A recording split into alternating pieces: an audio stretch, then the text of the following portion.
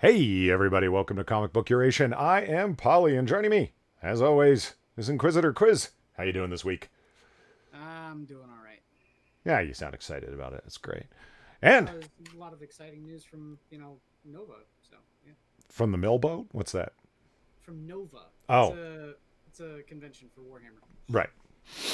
And running on our triumvirate of awesome, as always, is Jack from Bad Comic Reviews. Link in the description. Jack, how you doing? I'm doing all right. How you doing, Polly? Oh, I see. You're just not gonna link my channel. Ugh. Actually, now that I come to think of it, I don't think either of your channels are linked in the description. I see how it is. Yeah. Nope, they're not. Oops. Well, you feel better now, Quiz? Equal opportunity dick. Well, this is Kyle asks, what do I use to stream with? OBS Studio. OBS Studio. Yeah. Yeah. I'm a little bit dismayed. That's the word I'm looking for. Because, since the demise of Hangouts on Air, there's been a lot of people have moved over to OBS or StreamYard or whatever. And the people that have moved over to OBS have bought packages or fans have hooked them up with fancy scene transitions through Adobe After Effects and shit like that. And it's like, fuck you guys, man. Like Ethan Van Sciver, have you seen one of his streams lately? Like his last couple of streams? No. Holy shit, he's running clean now, man. Scene transitions with Cyberfrog flying through the center when he moves from one thing to another. Like he either went out and bought a bunch of aftermarket packages, a fan hooked him up, or he became an expert at Adobe After Effects in like 2 weeks.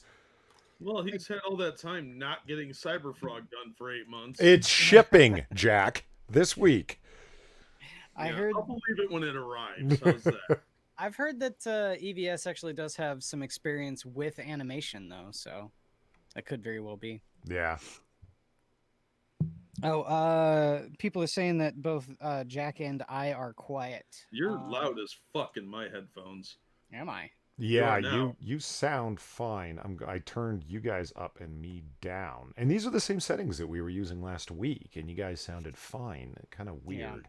I don't know. It's so strange. Whenever I turn my computer off, every now and then I come back in and I check the microphone settings, and Windows 10 will have turned my microphone down. Hey, I will have you know that Cortana knows better than you. And she's always listening. I love Cortana. I am not sad. Nice. Let me see. What else could I have not Doubt. done properly?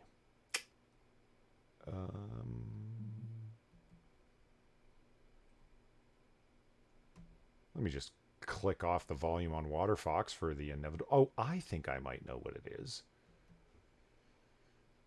All right, say something now, Jack or Quiz. I like pudding. Something now, Jack or Quiz. Holy shit! Let me turn you weight the fuck back down. Okay, there was that. That indeed was the problem.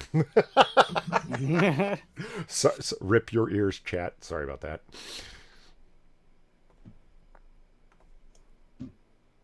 Okay. Why the lewd sheep? This is Kyle asks. Because it's classic and hilarious.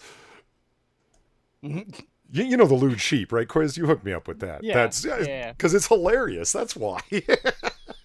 It's one of those early memes that I shared on Minions of the Zoo. Like what style is that after? It's like it's out of some Warner Brothers shit. Like it. Well, the character itself, the design is from an old Chuck Jones cartoon. It was when he was with MGM. Mm-hmm. It was one of those ones where the setup for the design, where the design comes from, is the cartoon is a wolf is trying to steal sheep, Right. and he's got a plunger using it as an arrow and a bow and arrow, and he fires the plunger and then tries to pull the sheep, but ends up pulling the scruff, the wool from the sheep instead of the sheep. And then when the camera cuts back, it's that lewd looking sheep. Right. That she's in her underwear. Yeah. Right. Let me see. Matta Winter, why is there no Twitter link? Matta Winter is the most interested person in Twitter links I have ever encountered online. Whether it be in comments Well, or... she's making sure that you are promoting yourself. True. Yes. All our Twitter links are in the description. That's also true of every single video, as far as I know. Just not our channel links. Yeah. I'll get around to it. It's fine. Yeah, Polly. Now, let's see.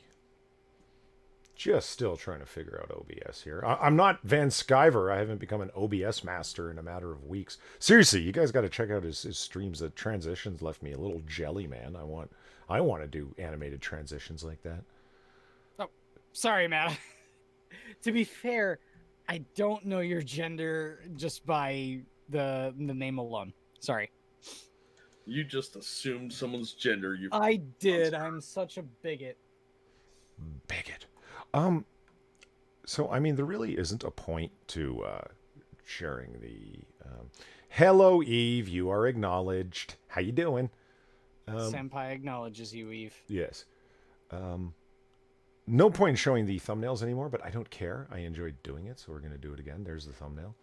Fuck yeah.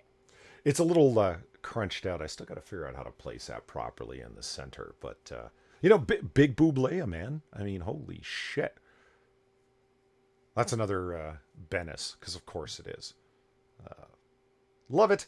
Love it. And I wanted to go with this one, because I love that picture, and I just came across it recently. And we have a number of Star Wars stories for today. So, yeah. And I went through the trouble to remove, what's his name? There was a little C-3PO down here, and I was like, no. I don't want a C-3PO in between Leia's legs. That's not cool. And then R2-D2 off to the side, so I just, got fancy with some smoke effects and got rid of it. Little bastards. And a thigh gap. Yeah, no kidding. Nobody's mentioned the John Shaft that's in the bottom right-hand corner for no reason that's on display right now. Love that picture of John Shaft. I want a leather jacket like that right out of the 70s. He's one bad mother. Shut your mouth. Let's just talk about Shaft. All right then. and Got 90% of the way there, and then you just shit on yourself. Whatever. Hey, no one understands him but his woman. Mm-hmm. Shaft. You know what's funny? His woman didn't understand him. If you watch the movie, he's constantly having to explain stuff to her. It's like, oh, well, I got to go out and take care of some business. Like, but why, John? He's like, shut up. You don't understand. My life as a detective, it's so complicated. I'm having to... She understood. She just didn't like it. She wanted him all to herself. Well, yes, that's actually... I don't know if you've seen the movie, but that's true. Yes, that's exactly what's happening in it. She's like, why don't you just hang out here with me? Mike Parlett says, fuck that Yoda. Well, he's serving his purpose. He's smooth. Yeah. And creepy. I think smooth Yoda is one of the creepiest things I've ever seen. Yep. And I have multiple smooth Yodas. I'll be adding them all over time. I want. Oh yay! Yeah, I want about a good 6 or 7 dozen images in the bottom right hand corner there to cycle through. Okay, let's see. All right, where do you guys want to start? We have Captain Marvel's fake hair. What else? Thermal detonator Coke bottles. Or PG Moon Knight. So I read a little bit of the thermal detonator bottles, but just to figure out exactly what the fuck was gonna be going on, let's finish that one. Let's go with the thermal detonator Coke bottles. All right, thermal detonator Coke bottles. It is. There we go. They look too much like hand grenades. Yes, actually, that's pretty much what's going on. Who gets a hand grenade? No, they're canned grenades. Har har. Awful. That sounds like a fucking joke out of Spider-Man 25 and 26. Oh, judging me harshly. I see how you are. Yeah. Just moving things around here. So it fills the space more nicely and everything looks good. And oh, look, the snap's taken over. God damn it. Okay, hold on. No, there. Okay. I'm going to assume that that's good.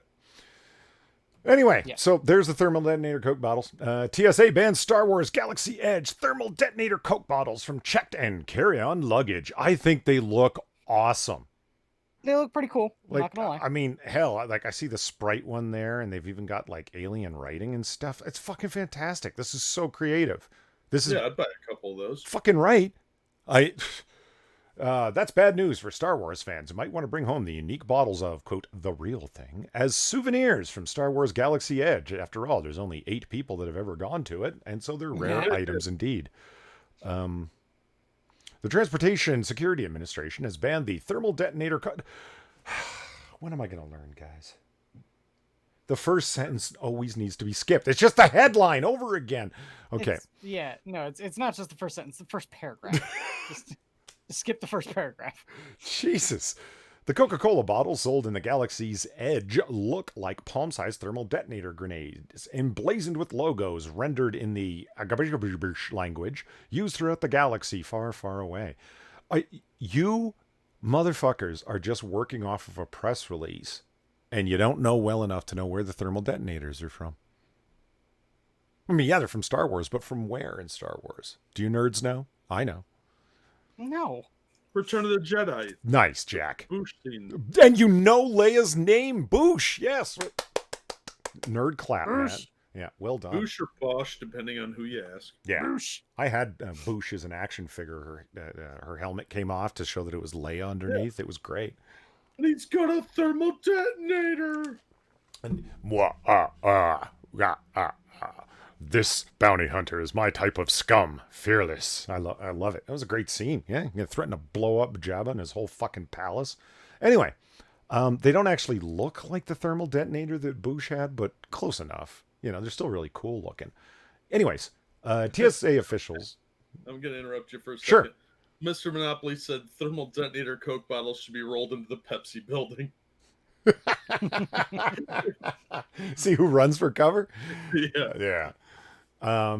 The Coca-Cola bottle sold at the Galaxy's Edge looked like... Oh, I already read that. In a response to an online inquiry, the official Ask TSA Twitter account replied that the Galaxy Edge Coke bottles were prohibited on flights because replica and inert explosives aren't allowed on, either in carry-on or checked bags, for all the, real thermal detonators out there.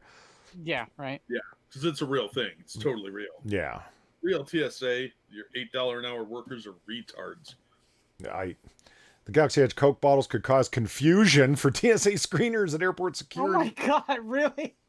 Well, I mean, they miss all those rail guns at like 97% rate, so they're probably going to be confused by a Coke can that looks like a Christmas ornament. Get this. This Gregory guy from the TSA said it could create concern that it's the real thing. Coke is the real thing. Get it? Whoo! Bad news for Star Wars fans who want to bring home some unique bottles of the real thing as souvenirs from the Black Spire Outpost Village that no one is ever going to see on the Star Wars planet of Batuu, which no one's ever going to visit. The setting for the 14-acre lands of Disneyland that's causing them to run badly into the red. The California-themed land opened. The California-themed land? The California-themed land opened. Doesn't that make it sound like it's California-themed? Yes, yeah. It's themed in California, But that's just bad language, no? Yes, it is. It's like, really dumb. Like a California-themed park would be what? It's Hispanic gangsters, illegal aliens, high taxes, communism, and... What it should be is it should be the California theme park, not themed park. Yeah, I mean, it's technically correct, but allows for a hell of a lot of ambiguity. Okay, we're going to stop grammar nerding now. The Diet Coke and Sprite bottles were designed to look like spherical explosive weapons used by bounty hunters and stormtroopers. Yeah, all those, real-life bounty hunters and stormtroopers carrying explosives on planes. Where's Zelthor when you need him? He'd be able to tell us if stormtroopers ever actually used thermal devices like Boosh had. But anyway. Boosh. The design of this thing just looks cool, Walt Disney Imagineering Portfolio Creative Executive Scott Trowbridge said. You got a title, buddy. When they were Yeah. unveiled in April. Kind of like thermal detonator-ish. It's kind of awesome. Okay, well, if you weren't such a fool in the way you said it, I completely agree. They do look awesome. Yeah, they look fucking super cool. Yeah. But they're probably like $10 a piece. Yeah, I was thinking about that. How much do those fucking things cost? I mean, it's Disney and they're desperate for money. So yeah, $10, I could see that easily. Did you notice they even got Dasani water bottles with the fake ass language on the side? That's wild. Yeah. Yep. Of course they do. Anything to sell collectible at a marked up price. It's Disney. Yeah. I mean, you can't get these things anywhere else from the sound of it, so of course they're going to be like $10. Mm-hmm. Yeah. Coca-Cola. What's that? Go ahead. No, just go ahead. The aerodynamic designs mimic the look of corporate brands, with the Galaxy's Edge Coke bottle retaining the curve and swoop of the twin C's in the distinctive Coca-Cola logo. The thermal detonator bottles retain their trademark color schemes. Red for oh wow, this is just okay. Well, that's enough of this article because it's just advertising now. Enough of that, huh? So I wonder. I'm gonna check. Let's go to Amazon.com. Thermal detonator soda. Well, see, that's the thing. I mean, all you have to do is mail out these to yourself. Like, just go to an Orlando post office and mail it to yourself. A Los Angeles post office. Well, they're going to have one in Florida, too. No, okay. You can buy one on Amazon right now for $35. Or is it from a private seller or? Yes. Yeah. Okay. It's what I It's mean. discount toy outlet. Yeah. Well, I mean, it's like when you go to watch, Brad Jones trying different chips and sodas from Japan, and he pays like, $70 for a bottle of octopus soda. Like, Oh, he's dumb. well, in theory, he makes it all back through ad revenue by doing the videos where he tastes things like octopus soda. You got a problem with octopi, man? Yeah, I don't want to drink one. I don't want to anger them. Yeah. Okay.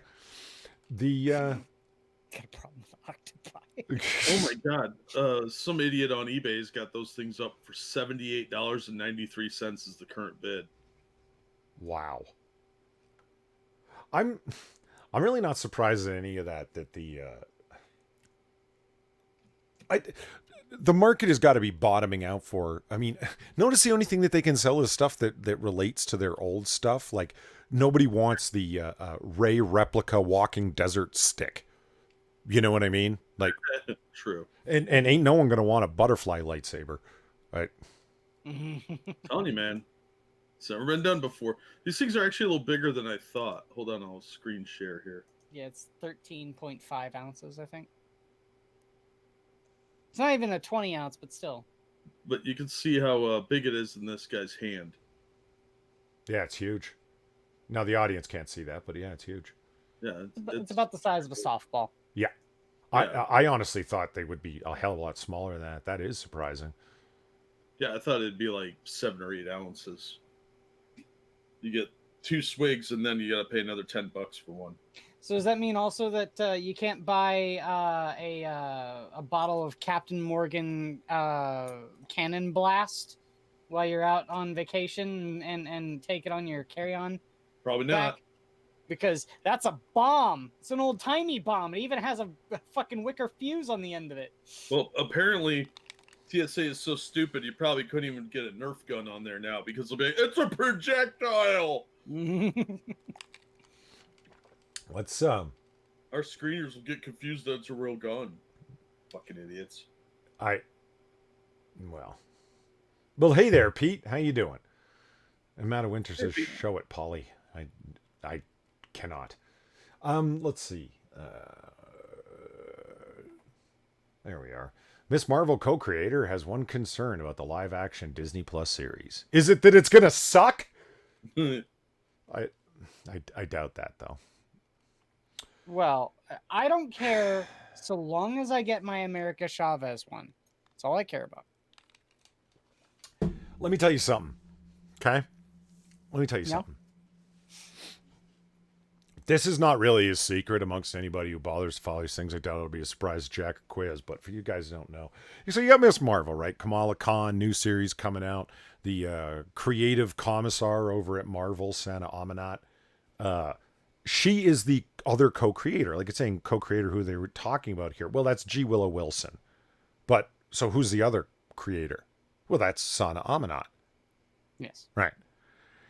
When the way that Marvel contracts work out now, especially when you're the person like an executive creative director, like Sana Amanat, you can decide how your contract's going to work, which means that the characters remain creator controlled, which means you get residuals when they use those characters. Mm-hmm. So stop and think about this for a second, chat. It's a stupid character that nobody fucking likes. Miss Marvel Kamala Khan's a stupid character nobody likes. The comics ship horrible numbers. Not even sell. They just ship horrible fucking numbers.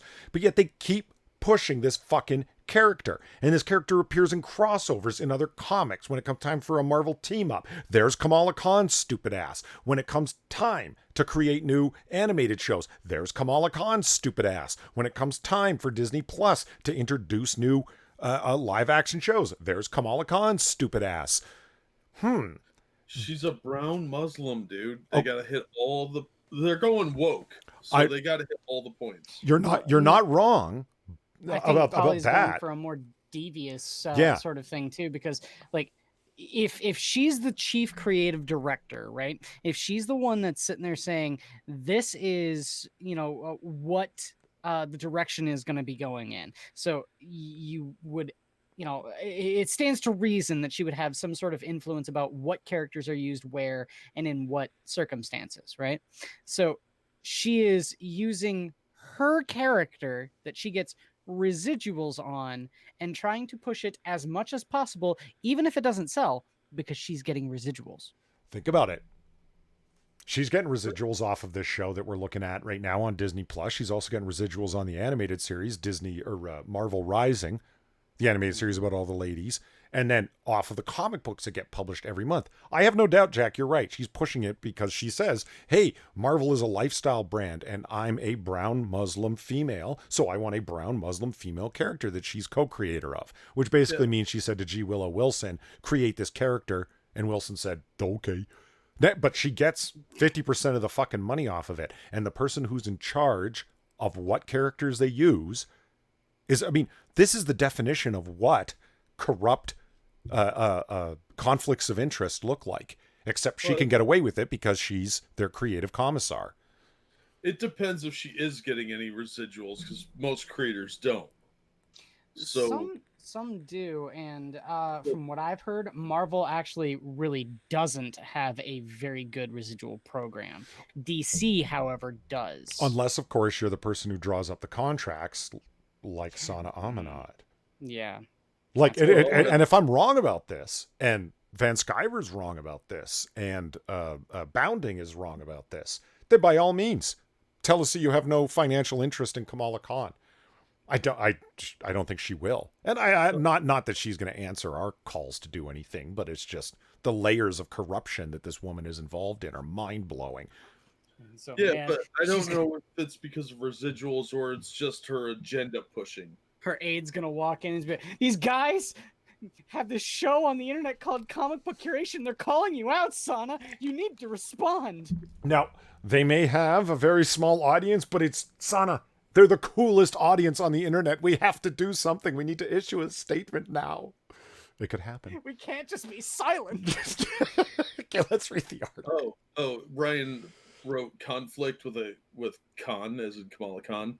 So now we need to have a Shatner meme where he's yelling, the conflict of interest. I see you next 6 minutes. He beat us to it with the Khan.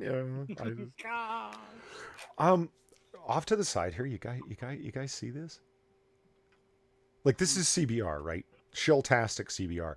Do you think they might be low on article subjects for this week? The Flash. Candace Patton reveals Iris West's new hairstyle. It's a more natural hairstyle, and we are super woke with it. Yeah. I have stopped watching The Flash.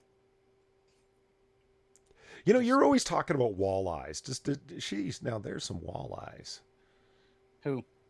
I guess you can't. Fuck, we've got to figure out a way for you guys to see shit in real time. It's too small on those because I can't see chat if I enlarge the screen. Ah. Yeah, we got to figure out a way for you guys to see. Well, that's no further away from than me getting a Streamlabs started so I can get a new computer. We'll figure it out. We'll figure it out. Yeah. So anyway, the article proceeds as such. Quote, she's got very comic booky powers.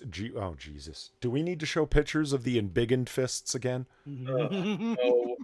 The fact that she said comic booky, your nerd cred slips further and further away from you. That's our word, Wilson. We say... No, nobody says that. Well, I say that all the time. What do you mean? Okay. I say comic booky. Yeah, but you're obviously have some nerd cred. She's a treacherous infiltrator. Wilson? Yeah. Well, yeah. Treacherous infiltrator. Okay, she's got very comic booky powers, which is, guys, her for chat, for those of you who don't know, she grows her fists to big, powerful fists. It's called embiggening. That's her. Yeah, they stole a term from The Simpsons and ripped off Mr. Fantastic's powers. Well, Chaos Eve makes a good point. She says, Polly, I mean, you could always use screen share on Discord, but someone won't use it. Looking at you, Jack. I don't care. If you want me dropping out every 10 minutes because my system's locking up, yeah. Right. Awesome, we'll do that. Okay, let's... G. Willow Wilson said in an interview with Polygon... What a surprise, right? Oh, we want to talk about Miss Marvel because she's so progressive. Let's go to Polygon or Kotaku or it's just a cycling group of shiltastic sites. And you wonder, chat, why we go to the same sites week after week. It's just to demonstrate how just they're a creature of the industry.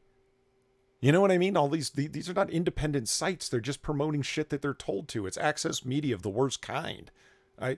Anyway. Quote, God bless them trying to bring that to live action. I don't know how that's going to work out in a way that doesn't look really creepy.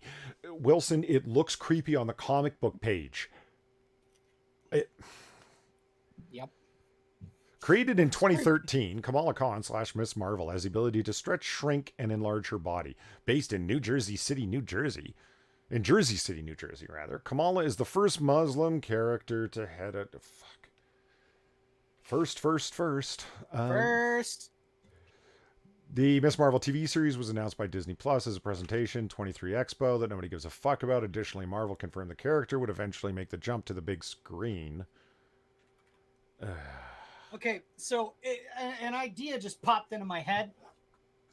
Are CBR, NBC, all these places that are that always constantly bring out first of this, first of that. They're just trying to echo the tired meme from YouTube. Yeah.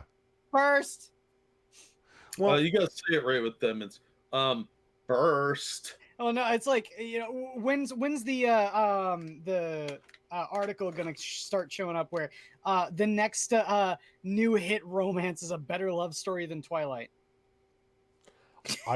Yeah.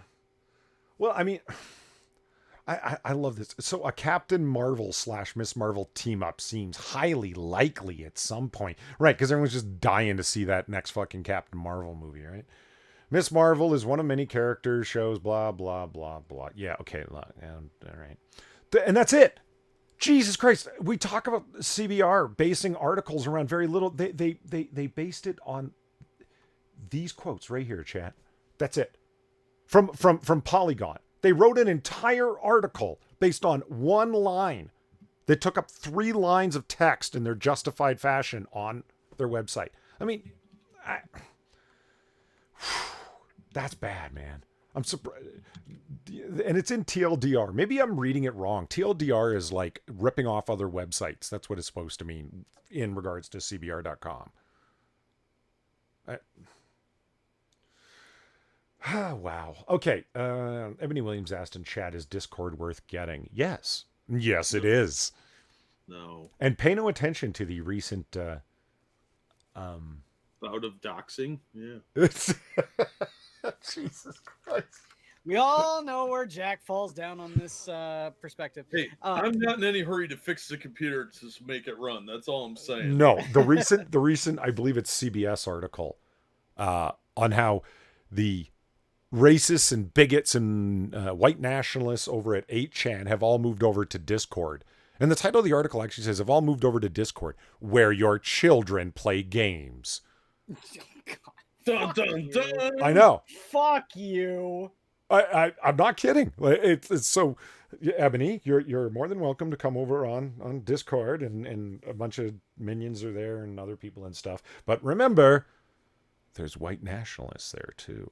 Dun dun dun. The thing that kills me with that fucking article is they actually saying it. It's so disingenuous. You can have private conversations that nobody can see, but the sender and the recipient. And they make it sound so ominous, and it's like, you motherfucker. That's the same with Twitter. That's the same with Facebook. That's the same with any social media. Oh no, it's just like AOL Instant Messenger. The horror. Oh my god, an IRC. Oh man. Pete's got a good point. He says Discord isn't a safe site unless you're in a decent server. That's what it all comes down to. If you join 35 different servers and release your private information on there and tell everyone who you are, where you live, put your docs out there intentionally, yeah, it's going to be a problem. And if you go into voice chats where on servers with random people that you don't know, yeah, there's a chance they're going to record you.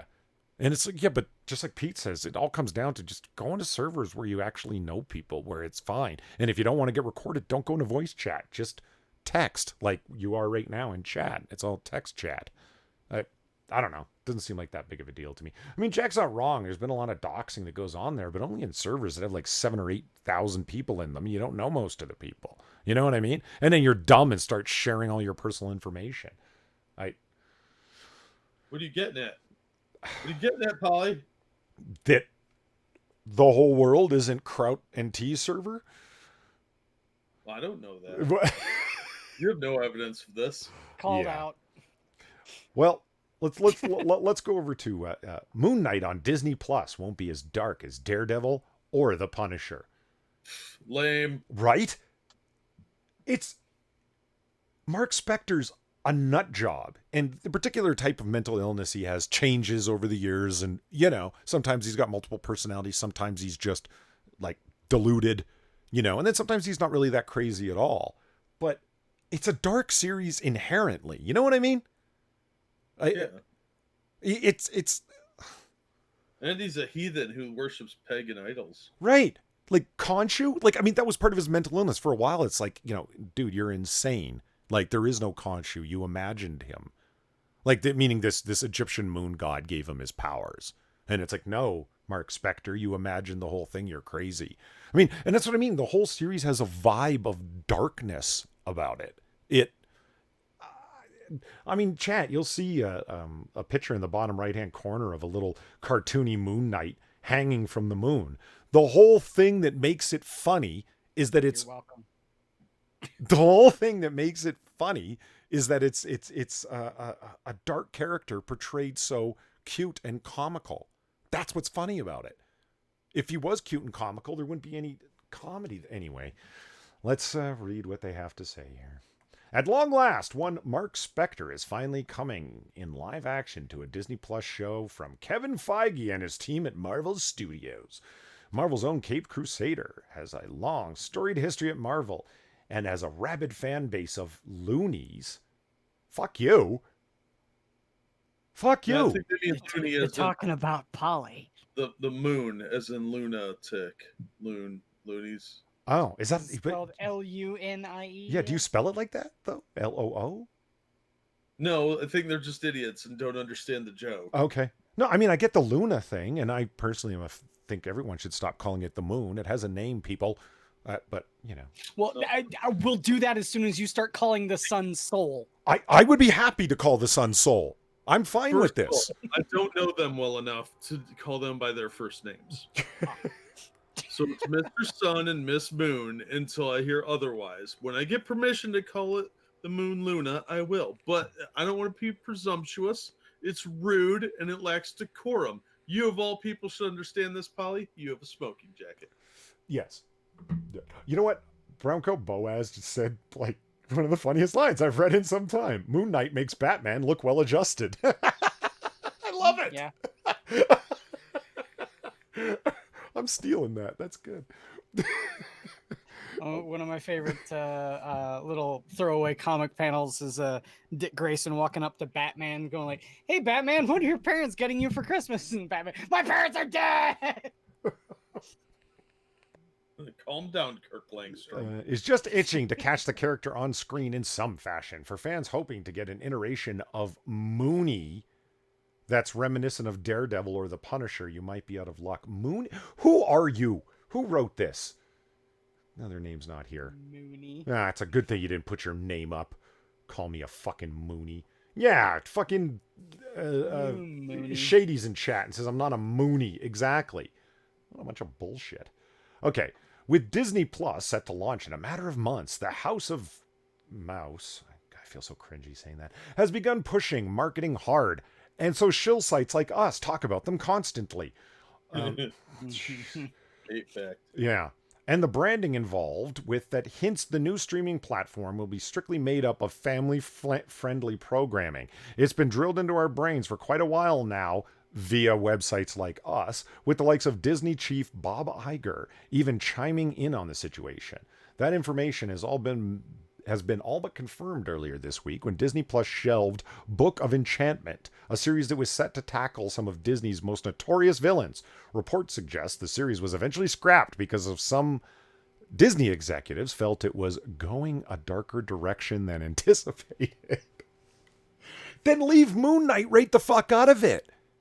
Like, I would rather see Moon Knight not at all than done in some corny ass fashion where he's like out to help the children or whatever the fuck. Right, but they could put it on Hulu as a dark program because they own a massive amount of Hulu. They own Do they? 85%. Yeah. What percent? Like 85, I think. No shit. I didn't. Well, yeah, they did a controlling part of Hulu. I'll look it up. I mean, I can absolutely see them though being on some. We got to promote the shit out of Disney Plus because they're trying to take on, everyone and their dog that has a streaming service. You know what I mean? So they want all the original content they can have, and they spent over $1 billion buying Lucasfilm and can't use most of the material that's already produced for it in terms of broadcasting rights and such. Like even The Last Jedi, they don't have the broadcasting rights for yet. Well, let's be fair. I wouldn't want them touching the Life Day special with a 10-foot fucking pole, man. Well, yeah. Because, B. Arthur is the best. Well, yes. That means that no, fans likely won't see the coveted R-rated Moon Knight. Yeah. They likely won't get some gruesome Moon Knight scenes ripped straight from the comics, like the time he cut off Bushman's face. Yeah. Not unlike Dwight with the CPR dummy on The Office. What? I don't watch The Office. Quit talking like everyone watches the same gay crap you do. In short, the series is likely won't resemble the much darker offerings from Marvel Television. But on the flip side of that, there's a tremendous opportunity allowed by Marvel Studios as we go ahead and promote their ridiculous ideas on our shill site. With a movie-sized budget, the Moon Knight series will get the best of both worlds. Well, the Disney Plus series might not explore some of the characters' darker themes, like the majority of it. There will be more than a 2-hour film to flesh out Spectre as a character. As what? Him as like the friendly guy in the neighborhood that gives all the children fruit and pats on the head? I don't... Isn't he like a hobo? Mark Spector? Yeah. No. Well, one of his personalities is the cab driver guy's supposed to be like living in the cab, isn't he? Yeah. Yeah. I thought he was like a gibbering madman, homeless man. No, he's like actually most of the homeless people in Chicago. I'm just saying. Well, Jeff Lemire in the most recent series kind of wrote him. Well, anyway, Jack, you were saying? He's really super rich. Yeah. He's Batman, but in Marvel. Stop saying that. It's not true. It's true enough for an analogy of comparison. That just makes him lame. I'm just. Well, So Disney got a third of Hulu. I got the percentages wrong. They got it from Comcast that they bought under a deal, but Disney won't own it until about 2024. But they're allowed to take control of it now, and they paid $27.5 billion for it, according to CNN. Meta Winter says that the reason Book of Enchantment was canceled was one of the actors died. You can't trust anything that these people say. Like they have dates. That's about it. Like Legend of the Ten Rings on February 12th, 2021. I believe that the people from Disney Plus actually told you that. Whether it's going to actually be that date, no. Everything else is just, you're just making it up. Like it. Were you hoping to see R-rated Moon Knight? Share your thoughts in the comments below or by tweeting at Adam Barnhart to chat all things MCU. Okay, listen, Philip DeFranco of Comic Books. This is a discussion where we can... Anyway. And say, Hate Camel said his Moon Knight's mom also named Martha? You guys gotta let that go. That was a dumb part of that Why movie. did you say that? That was an extremely dumb part of that movie. No, it was fine. And that movie has a lot of dumb parts. We've gone over this. Jesse Eisenberg is the dumb part of that movie. Amen. Oh, Jesse Eisenberg is the worst part of that movie, but that movie has a lot of dumb parts.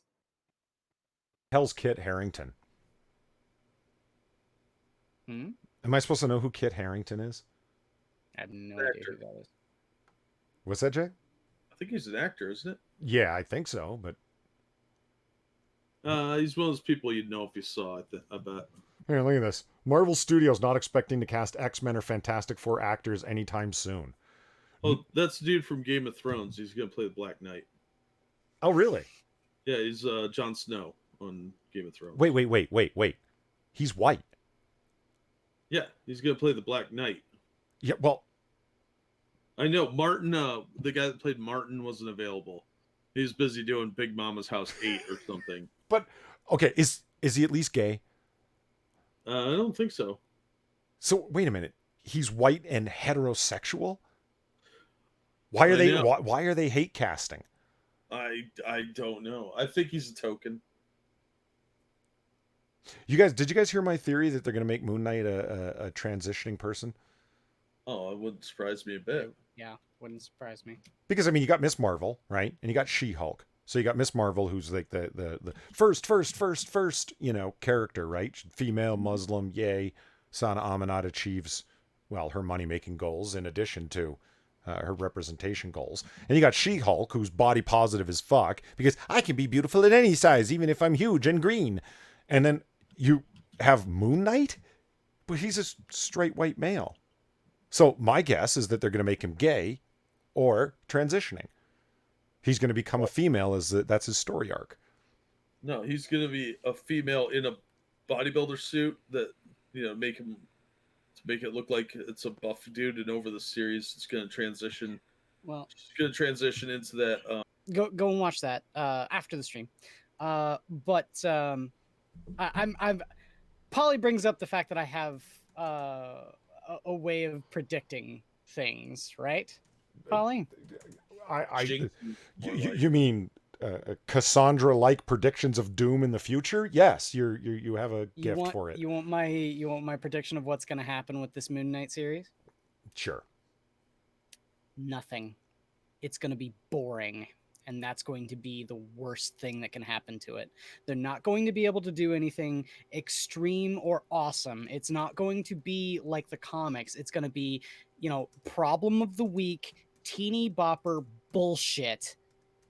They're not going to be able to go to an extreme. He's not going to have any real challenges. It's going to be boring as fuck. And it'll probably get 2 seasons at the most. Well, I mean, most of the Marvel series don't last very long anyhow, so I could see that part of it for sure. You guys seeing Jason Momoa here? Look at this. He's really gone downhill, huh? Well, I mean, It's that dad bod that Rachel Leishman was talking about.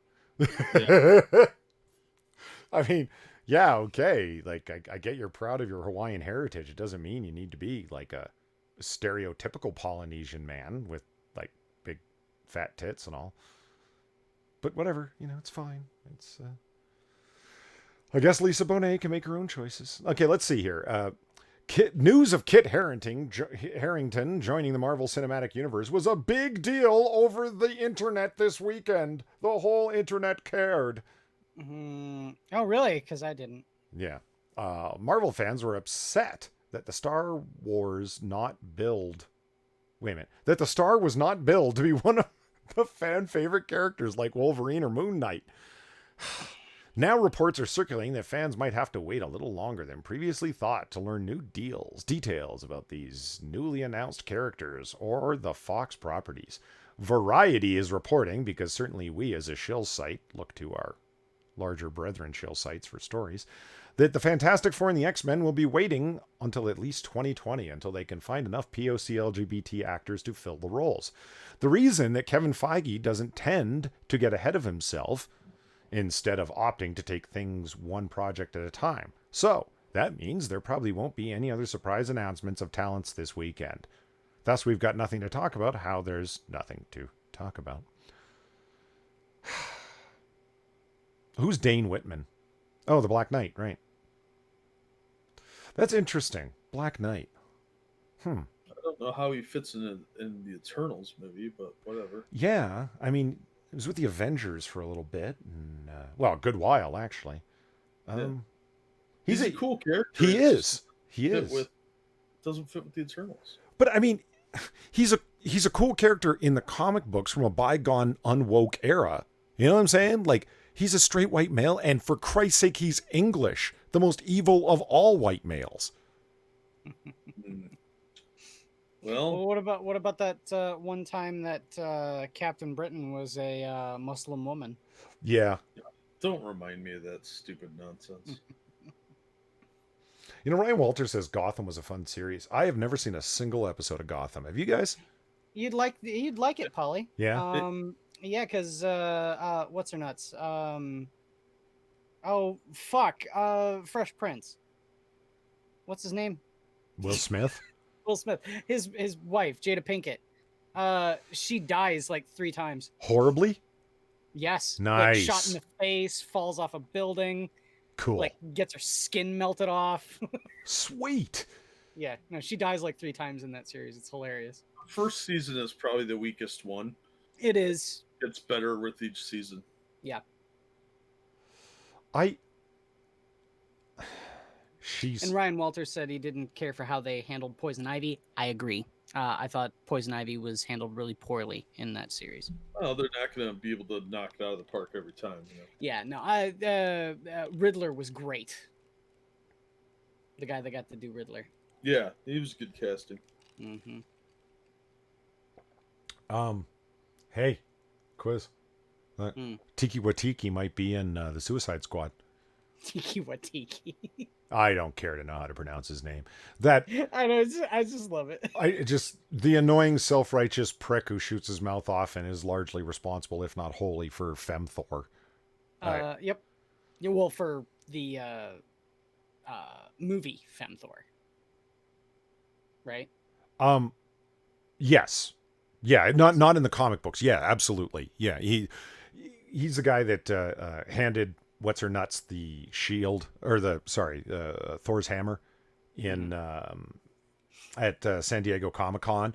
And then when people said, like, really, you're gonna like that skinny little chick who's like just awful for the role, I get it, she played Jane Foster, but I mean, if you have to stick with Natalie Portman to play Jane Foster, don't go down the Femthor road. I mean, there's a billion stories. There's literally decades worth of Marvel comic stories to tell about Thor.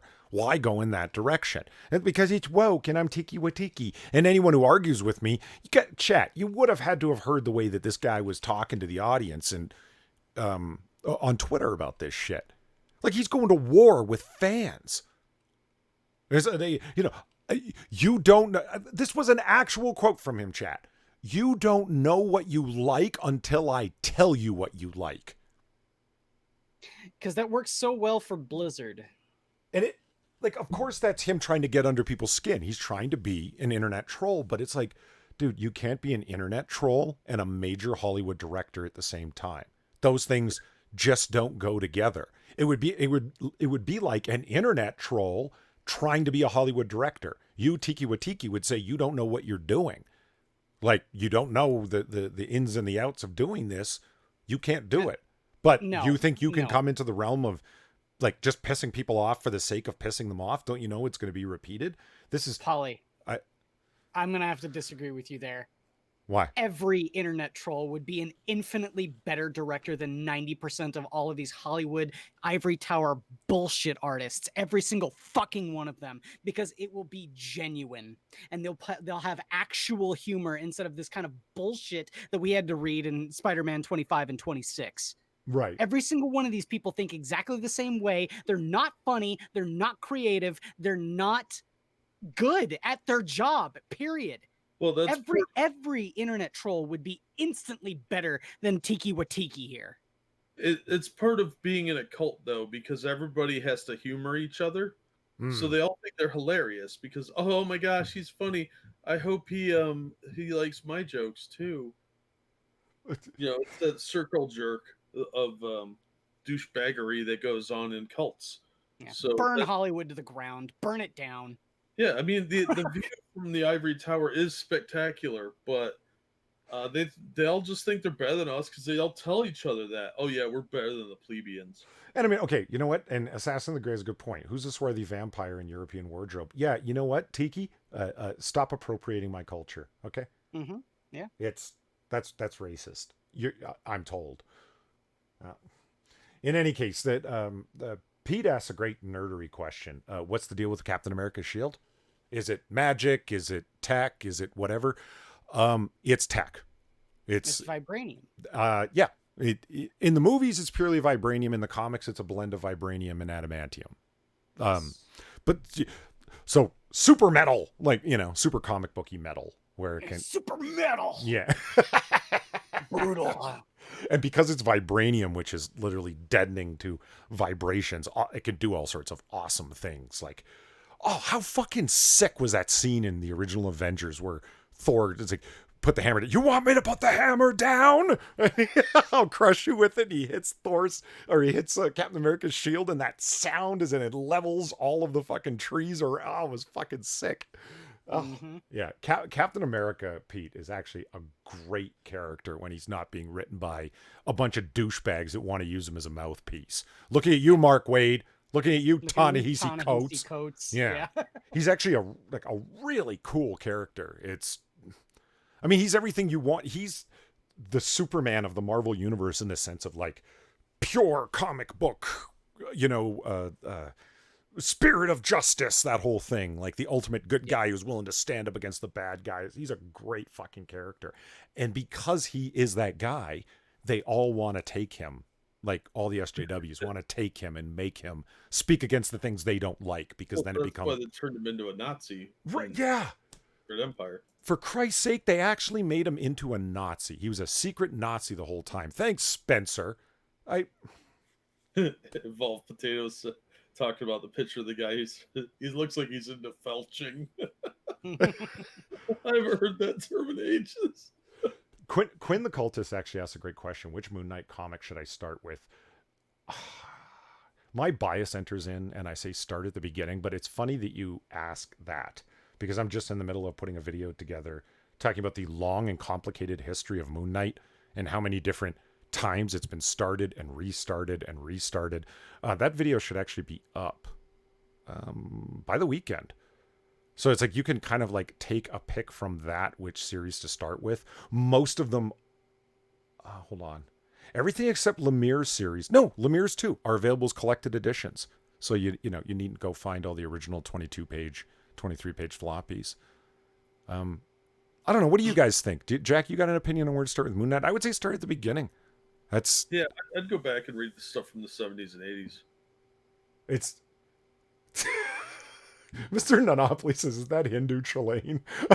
I appreciate your Trek reference, sir. I got it. That was fucking excellent. That's who I thought it was when I first saw the picture. I was Really? like, what? Yeah, but I was like, why does he look so gay? Oh wait, Trelane wasn't gay. He was just no, flamboyant. that's what confused me because he was this guy. If you see the full body picture of this, he looks. Let's just say that if I saw him working at Vox, I wouldn't be surprised.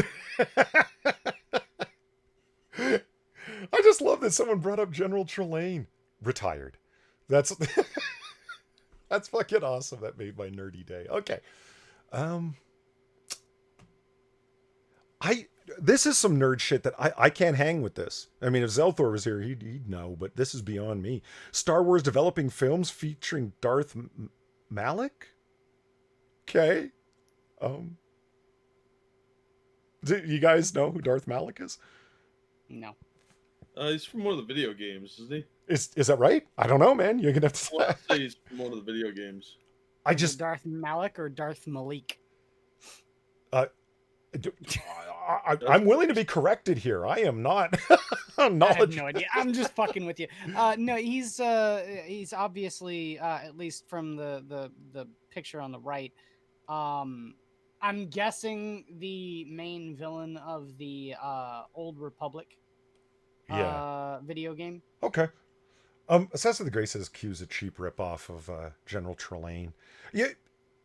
For real quick, so people know what we're talking about. It's a character from the original series of Star Trek named Trelane, the Squire of Gothos. Super powerful entity-like character, and there was a great twist ending at the end that he wasn't really who they thought he was. And they ended up using a character like him time and time again because he was just so cool, and it's kind of like a nerdy little inside reference. This Kyle says Darth Malik is from the Knights of the Old Republic. There you go. The reason why I'm saying I'm so surprised by this is because I saw a bunch of nerds having fun with it on Twitter going, oh my god, they're going to have Darth Malik. And I was like, oh yeah, who the fuck is that? Darth Malik actually got severely injured, lost all his force abilities, and ended up having to go to work for Skeletor as a guy named Trapjaw. Ouch. Wow.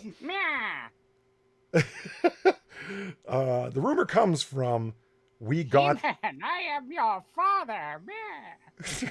From We Got This Covered, whose sources tell him that, quote, Darth Malik? Darth. No, it says Dark. See? Well, somebody's spell checker did it.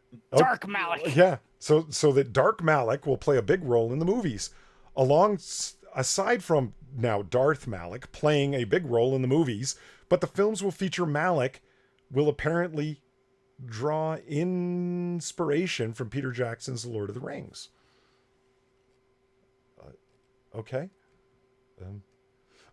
Malik was originally a Jedi Knight who, alongside Revan, disobeyed the Jedi Council and aided the Galactic Republic in a war against Mandalore. They would eventually crush the Mandalorians at Malachor V, I'm assuming that's Malachor 5, and pursued them into the unknown regions. In the unknown regions, they encountered the Sith Emperor and fell to the dark side. The two would eventually discover the Star Forge and create their own Sith Empire, with Revan taking the title of Dark Lord of the Sith and Malik becoming his apprentice. Okay, you know what? I'm feeling far less nerdy talking about Trelane for a hot minute. Wow. Yeah. After the founding of the Sith Empire, Revan and Malik launched an invasion of the Republic that would be called the Jedi Civil War. However, as Sith do, you know how they do, Malik betrayed Revan. During a Jedi attack, Malik and his flagship, what's it called? I'm just kidding. Destroy Revan's vessel. With Revan's ship destroyed, he believed Revan had died. All right, well, that's enough of this. So yeah, Darth Malik, for those of you who care. There you go. Darth Malik. Or Darth Trapjaw. I like Darth Trapjaw. Yeah? Darth Malik was the Padawan of Revan. Yeah, well, there you go. Evolved Potato. It's, there you go. Does he even have a jaw? Do you think he's like Trapjaw, that he's got like big teeth in there that he can like crush people with them? Something probably happened to his lower jaw, and he's got to wear that to hide his shame. I assume that this could be really good. because that's what they should have done with the new trilogy, is just gone to a different era and done some stuff with the Jedi or whatever. But it's got a cool story because it was written by somebody other than people at Disney. So yeah, it could be good, but it'll probably be garbage. Man, God damn it! that Big Now Titty I'm trying to. Leia picture came up again. Fuck, I love that picture. Okay. Now I'm trying to find it. William Shatner spat some good fire the other day. And I want to get the quote correct. So give me a sec.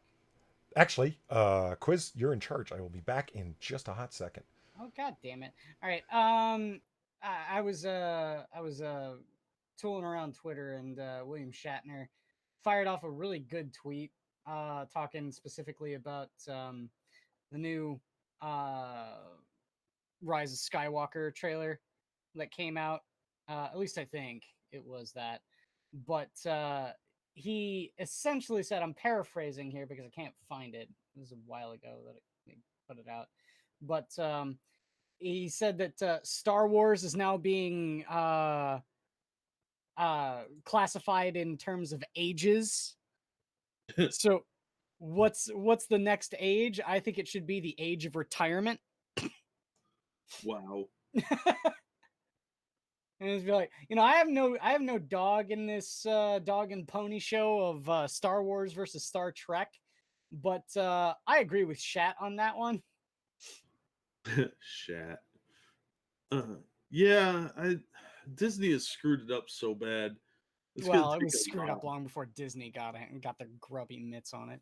No, man, the prequels look like fucking literary geniuses compared to what they're churning out now. Yeah, everyone keeps saying that, right? And I'll tell you why that does not make any of it okay.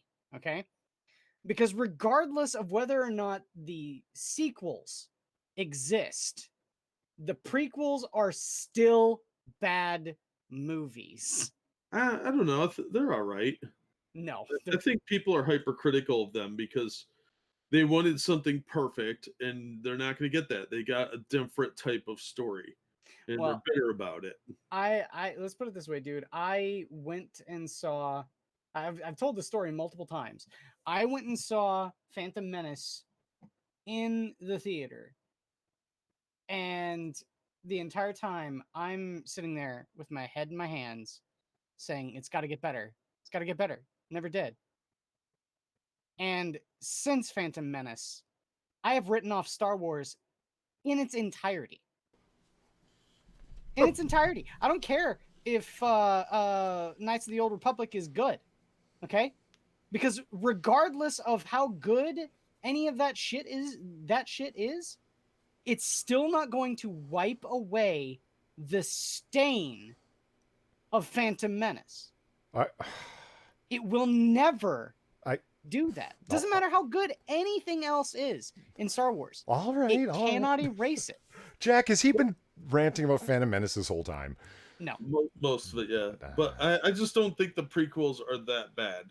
I think people are watching them through the wrong way of watching them. They're not watching them as independent stories. They're comparing them to the original trilogy, which is a mistake because it's a different type of story. It's not supposed to be the same story. Yes, it is. No, because it's not. it's supposed to be a continuation. Well, no, it's supposed to be what sets up the Yeah, but you can do original that series. with a different storytelling method than what the mythic arc they did with the original trilogy. You don't have to use the same format of storytelling. It's not the same format. It's the fact that they look like two sets of entirely different movies. So And they're not supposed to. They're supposed to look like all parts of the same movie. Lucas said he was doing something different with them. It's the fans that are interpreting as it has to be exactly like the original trilogy. Well, you know what? This is an excellent segue onto what I wanted to talk about next, which is the trailer for Rise of Skywalker. Hello? Well, we got Quiz all pissed off already, so. Well, I just... That's only because you're wrong, but that's okay. Well, I'm just saying. Anyway, we have segued, Jack. I don't care. The segue has been completed. We're off on a different bent now. So, I'll bring you back around. please don't. In any case, yeah, there's Daisy Ridley crying her eyes out. And you know what? This fucking bugs me where you see her and Leia hugging. I mean, I've seen The Force Awakens. Like, why is it that? How do they even know each other? What are they to each other? They've completely left it abroad. Like, why is it Princess Leia saying, like, who are you? And then Rey looking at her and saying, shut up, old bag. Who the hell are you? Like, because they what's your connection? What's your relation? Like, there's no point where they even say, hi, I'm Rey. Hi, I'm Leia Organa. Like, they're just like. Now, quiz. Uh-huh. We have to explain to Polly once again that when women meet, they're all frenzies instantly. Well, Yes, there's no such thing as women being catty with each other. But you know what I always thought about this whole thing between Rey and Leia? It is like the people that are writing the sequels here didn't realize that Spaceballs was a parody. Yeah, right? I did think it was just Like it was supposed to be like earnest and genuine, because this is literally that sequence between Lone Star and Dark Helmet, where he says, "You're, my cousin's brother's first, roommate," which makes us absolutely nothing. You know what kills me the most to think about? Spaceballs. That Lone Star, the actor. Help me out here, Jack. What's his name? Bill Pullman. Bill Pullman. Thank you. Pullman.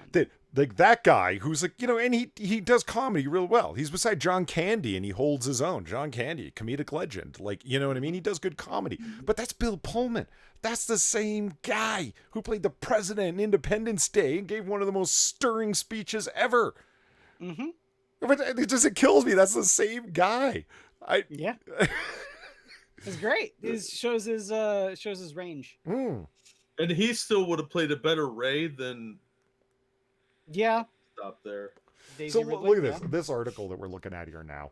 It's actually from Esquire magazine. Fucking Esquire. Who's supposed to be like, oh, this classy publication and shit. You want to listen to their shill garbage. Today, Disney released the long-awaited first trailer for the last film of the main Star Wars saga we've known for more than 4 decades. The film is called... Which according to Jack, is supposed to be 3 entirely sets of different films. Whatever. The film is called Star Wars: The Rise of Skywalker, a title that has sent fans of the beloved sci-fi saga into a frenzy. Like, no, people were kind of making fun of it. And it's only the people that receive invites to the Star Wars celebration that actually care about any of this. Like the total goofy Star Wars stans that'll buy anything with the Star Wars logo on it. You know what I mean? Yeah, pretty much. Yeah. For a franchise that is known for being extremely secretive and restrictive with every tiny little detail, the new teaser trailer is actually full of some very surprising and revealing glimpses of the new film. Over half of it is old footage. There's roughly about 34 seconds of actual new content. Yeah. And I mean, that's being generous considering there's large title cards that like break up a lot of it. Like, I guess you can, they point out some things that it's like, blah, blah, blah. I don't even care about this, but it's like a third desert planet. Like they're breaking in, breaking down all of the things that can be gleaned from this. And this is Esquire magazine. So what, Disney's the one who told you to reprint this stuff, shill bastards? It's like a third desert planet. This isn't Tatooine, and it's not Waku or whatever the fuck. Like, it's so a third Tatooine stand-in because we can't make anything new. Jakku. Sorry, there it is right there. Jakku. The home of our new Jedi hero, Rey. Stop this we, us, our crap. We've got this. Our hopes are, as we all look forward to. You don't speak for me. Yeah. This is really... Well, it's a marketing ploy. It gets you to feel like you're connected to it. Yes. That's what I'm saying. Like its time will pass as every style passes, and this is one that this trend of writing like this is going to be looked upon as cringy, looked back upon as cringy as fucking bell bottoms and polyester leisure suits. That's my prediction anyway. Feel a lot of hate for the polyester leisure suit here, Polly. I What are you trying to say? There's a lot of disco fever that's going to be really upset with you. The polyester leisure suit is definitely inferior to the corduroy leisure suit. Just Well, saying. yeah, obviously, but polyester leisure suits will survive the apocalypse because they're made out of polyester. Wait a minute, Matt Winter says the company that owns Esquire also owns Disney. There's a company that owns Disney? Yeah, Disney. Well, is it the company that owns Disney, or is it because like Disney has so many holdings like that? Fuck, what was the name of that one that they used to publish all those movies that aren't Disney? Miramax. No, fuck, they published Who Framed Roger Rabbit on it. Oh, what? Buena Vista or whatever? Buena Vista? Buena Vista, that's it. Yeah. Yeah. Yeah, I know. I don't know if Buena Vista owns Disney or Disney owns Buena Vista. Disney owns Buena Vista. I mean, oh, by the way, Jack Gunsky says it perfect. This is classical psychological priming. Yes, absolutely. That's the tactic. I hear you. You're not wrong. Mm-hmm. It's just we, us, our. No, it's I. What's this guy's name? Dom Nero. No, it's you. And in proper journalism, unless you're writing a profile piece or something biographical or autobiographical, you shouldn't be using the self-referential. So they want to get away from. So it's we. Yeah, but now you're just engaged in priming as if you're telling me what to think. Oh, that's exactly what you're doing. So there's a third desert planet. Yoda and Luke to return again? Well, Rey catches her breath in the desert. We can hear Mark Hamill's recognizable voice say, "We've passed on all that we know. 1,000 generations live in you now." Fuck off. Number 6, Kylo Ren's cowardly mode of battle. I don't even want to read that. Yet another new planet. Yeah, that's all they do in the new Star Wars is just show you CGI planets over and over again. Grazilla says, I thought it was polydub, not polyester. Oh, dude! Boo! Jesus. I got you to read it on stream. I had to read that out loud to get it. I was like, what are you? A poly. Oh, shit. There's new resistance fighters, guys. Ooh-wee. There's a worker, technician, whatever, working on Kylo Ren's old helmet and molding it back together. Yeah, that's so meaningful. The return of the rebellion pendant from A New Hope. Yeah, nostalgia. Yeah. And then the Death Star Awakens. Yeah, the Death Star. Okay, I mean, I think everyone caught those things, but... The Death Star's back again? Yeah. Well, the wreckage of it. Oh, no! They go to Endor, where it blew up, and look at all the corpses and skeletons of all of the killed Ewoks from the Death Star wreckage crashing down onto their forest planet. Well, that's why I think in this one, Mary Sue there is going to ride in on a white unicorn, and the Ewok legions will be following behind her, yubbing the whole way. Yub And nubbing. they'll be riding little porgs. Yub, yub. Yub nub. Yeah, it is Yub Nub, man. Come on, Jesus Christ, get your shit straight. No, that was then. That's the old way of doing it. This is the new, improved woke version. Ah. Yub yub is the woke version where it's gender neutral. All right, we've got a bunch of articles. We're running long. I want to get over the article that's gonna that bugs me the most because it's just Mark Waid, and thus the title of the stream, Mark Waid versus America.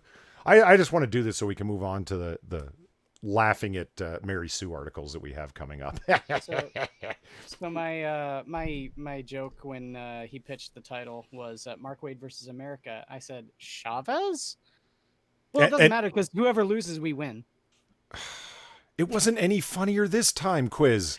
Let me just bend over backwards for you, the arbitrator of comedy. I believe the word you were looking for was arbiter. But I just want to watch them. If you weren't constantly correcting my pronunciation, you wouldn't have these problems, Quiz. Okay. Pronunciation. No, it's pronounce. Oh, okay. You've made that clear to me. James Conley says, how can you be mad about leisure suits but like track suits? I don't like track suits. I like jogging suits. We've been over this. So anyway, here we are. Marvel Comics 1000, right? And there's the cover of Marvel Comics 1000. Let's just bring it back up.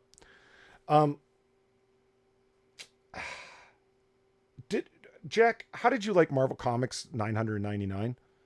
It doesn't exist, Polly. Really?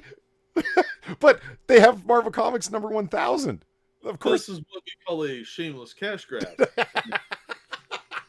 See, Marvel Comics was a book put out by Timely a Yeah. long, long time ago, and it disappeared, I think, in the 40s. So there was no 1000. They just saw DC making massive bank on Action Comics 1000 and Detective 1000, and they're like, "Well, we renumbered all our books because we're dumb. Dur, dur, dur. How Yeah. can we make a bunch of money? Yeah. Oh yeah, a bunch of one-page stories collected in a garbage anthology for $10." Yep. And I flipped through this thing. It's awful. Yeah. It's Awful. it's a cash grab. And like Jack said, he beat me to it before I could even say it, but it must be obvious to everyone. This is just, we saw how much money they made off of Detective 1000 and all the shill sites shilling hard for it, and Action Comics 1000, and that we want a piece of that. So now we've got Marvel Comics 1000. It's so transparent what you're trying to do there, Marvel. And all of this is happening because it's Marvel's 80th anniversary and they want to make it seem like they're hitting milestones constantly. There was no Action Comics 999. That's the whole point. Marvel Comics said Action. Did I? Okay, yeah, Marvel Comics, excuse me.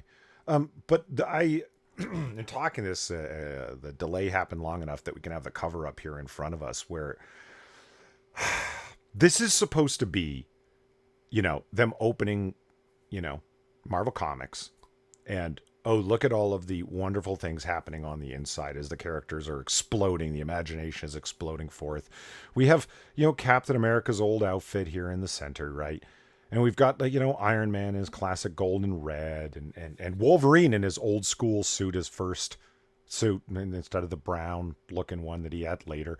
Cyclops and all these classic characters, right? And Spider-Man. And then all of a sudden when you get over to the left here, with the exception of Black Panther and his old outfit, who even had when he had a cape. I'm glad they got rid of the cape. Black Panther looks better without the cape, in my opinion. But yeah, anyway, who do we got? Oh, we got the Squirrel Girl over here, Invincible Squirrel Girl. And we got Ghost Spider and Miss Marvel, Kamala Khan. And who's in the center, standing taller than all proudly? Why, it's Captain Marvel. What? Well, these are the characters of the future, Polly. The future! The right side of history, if you will. Perspective, and you're one of them. They are on the right side. Well, when I said Cyclops, I meant this guy down Colossus, here. Yeah. Assassin of the Great. Yeah, it's Colossus in the middle. When I said Cyclops, I meant this guy right here. But the cover annoys me on that basis. Like, you got all these classic fucking characters, like even like Grey Hulk here, and is he supposed to be gray, or is that just desaturated because of the light effects? He was originally supposed to be gray, and then there was a storyline where they made him gray, and he was Mr. Fix-It. Well, that's what I'm saying. Is that supposed to be Grey Hulk, or is that a color effect that is just hard to say, man? Yeah, I mean, and Thanos, and this is right off of the first issue of the Infinity Gauntlet. I mean, classic stuff, man. Combined with Kamala Khan and Captain Marvel and Squirrel Girl. Are you fucking kidding me? Why are all of the X-Men from the 70s, and yet all of the other characters are, except for, the Black Panther there. And I mean, all the other characters are brand new. Yeah, I mean, and like, look at the pose Colossus is in. This is him bursting through the scene with the new X-Men coming out. Remember the cover? We talked about it for Chavez number 3 that they ripped off. Mm-hmm. Yep. Like it just Marvel Comics is becoming like the Southern Poverty Law Center. Hear me out on this. They're trying to make money in the current year based upon past credibility. Yeah. That's a good analogy. You see what I mean? It's like, yeah, SPLC, you guys did great shit in the past, but that's not you anymore. And now you're trying to promote and bank and collect money based upon what previous iterations of your once proud company did, or once proud organization did. And both of them like to call people white supremacists. No evidence. That's true. They posit themselves and position themselves as moral arbiters to denounce everything and everyone around them they don't like. Yep. Jesus. That I know. Hard to believe. Hard to believe. Exactly, but it's true. Hear me out. Okay, and this is from Newsarama, like shill as fuck. Mark Waid says that the text of his essay, which was removed from Marvel Comics 1000, has been mischaracterized by some press. I think you mean some of the press, but whatever. I guess it still works. I think he means YouTubers Yeah, because telling the truth. Mark, as you will read on in here, I mean, Jack already kind of described it after Leaf. Look, motherfucker, there's like the wedding scene of Mary Jane and Peter. I know you can't see it because it's real small. There's this huge montage image. Look at this, chat. Look at this. Some of the most iconic moments that have ever happened. Like, I mean, look at the original Spider-Woman over here. You know, it's old school Sentinels. Like, we could just go on forever identifying. Look, there's drunk Tony Stark with the beard. Demon in the bottle. This stuff takes me back. Like, so many glorious things that happened. And look at what you're doing now. Oh, fuck. You guys used to be an imagination factory. Used to be beautiful, man. Stop making jokes, breaking Jack. my It's heart. it's serious, damn it. I mean, just If I don't make jokes, I'm gonna cry because these people ruined everything that was fun in my life. yeah. Like, I mean, just like you guys were a literal imagination factory. All the holy shit. Look at this. Here's a tiny little Shadow Cat from a cover of this was early Excalibur. I'm gonna say Excalibur number 6 or 7, where she's saying like, never mind all the stuff that's happening behind you here. No, wait a minute. That was actually after the return of Alan Davis. That would have been Excalibur 43 or 4. Doesn't matter. I'm entering into nerdery. But see, this makes you want to be a nerd because it's just great memories of things past. Oh, look. Here's that fan image. There's Mary Jane with the Spider-Man t-shirt on, looking out the window with Spider-Man swinging by. Oh, you're just going forever. This is a great fucking montage. Oh, look at the classic Hobgoblin here from the fucking late 80s. I would like to tell you a little story, if I may, before we go on. Okay. I talked to my comic shop guy, and I said, hey, what's with Marvel Comics 1000? Should I buy that? And he said, well, I'd rather take a shit in a paper bag and hand it to you, and you give me $10, because that's what you'll be getting. Wow. And I said, are you serious? He's like, yeah, these things aren't going to sell. They're trash. They're a bunch of one-page vignettes. And I walked over, started flipping through it, and he's like, you could tell, right? I was like, yep. He's like, these make the 1,000 issues from Detective and Superman look way better than you ever could have imagined. They look like classics of the industry, and I hated those. I thought they were pretty weak books overall. And for $10, this was just a giant dick slap from Marvel. And seriously, my comic shop guy wasn't wrong. I almost said his name. Him shitting in a bag and me giving him $10 would have been about the equivalent of it. Wow. That's a pretty harsh indictment from a retail shop owner.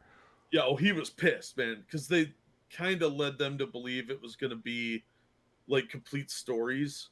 From what he was describing to me, there were going to be like a handful of actual stories in there instead of a bunch of one-page little short story nonsense things, because most of them are just nonsense that they threw together. He said it looked like they took 10 minutes on each one, and he wasn't wrong.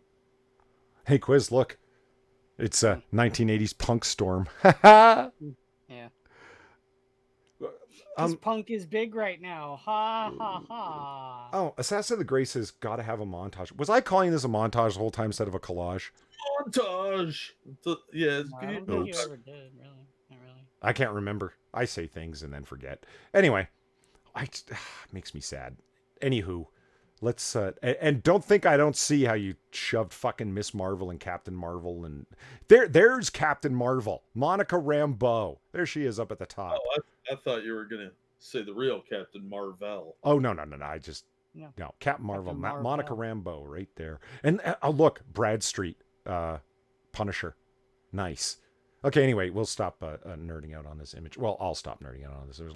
Let's get back to Mark. I was once cool Waid Uh, so this is what Waid had to say in regard to this. The only comment I'll offer is that the abridged version that's being circulated by news outlets severely mischaracterizes what was actually written, Waid replied when reached for comment by Newsarama. Of course, he was willing to talk to Newsarama. You know why? Because they're safe. Yeah, exactly. Exactly. Motherfucker. You. Anyway. He's got to feel comfortable in his safe space. Yeah.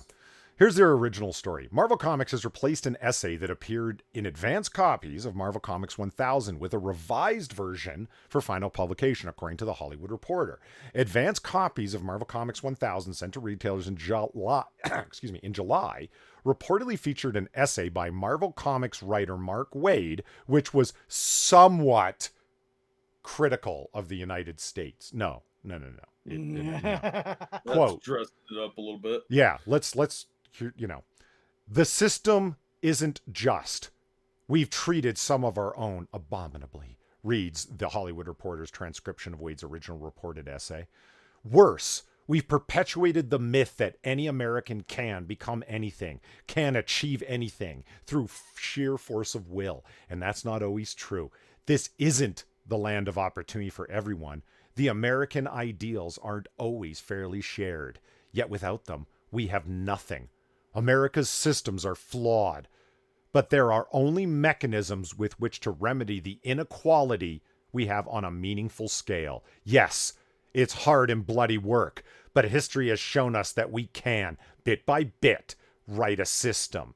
When enough of us get angry, when enough of us take to the streets and force those in power to listen, when enough of us call for revolution and say injustice will not stand. Oh, is that kind of like the injustice that we're seeing in the lawsuit that you're currently engaged in, Mark? Yeah, Mark Waid, have you not fucking learned that speaking in endless hyperbole to promote your crackpot politics is not a good idea? Look, if there's one person that's going to lead us to revolution, it's a middle-aged fat white guy who does nothing but freak out at the littlest drop of a hat. No, So- see, Polly, he's not going to learn, not until this suit ends and he loses. And that's why I keep saying these sorts of things. The reason why it's not about the money, it never has been. It's about teaching these people a lesson. He needs to learn this, that he can't just sit there and say, well, I'm right and righteous, and anyone that opposes me is an evil, fucking Nazi that needs to be pilloried because I said so. No, Mark Waid, no, that is not true. That is not accurate. If you want to talk about people that are standing up to injustices, that is every single person on the internet right now that's critical of you. Yeah. Well, it's even worse than that. There's no system that is perfect, and he seems to imply that there is. Every system is flawed. Innocent people will go to jail occasionally. That's going to happen. There will be injustices. There will always be racism. There will always be people that hate somebody for very poor reasoning. It's human nature. You can't get away from that. Suck it up, you crybaby little child. Yeah, and I hear you. Neither what you guys said. Like, I agree with everything you guys just said. Like, the actual, disagreement is happening righteously online. People disagreeing with you, Mark Waid.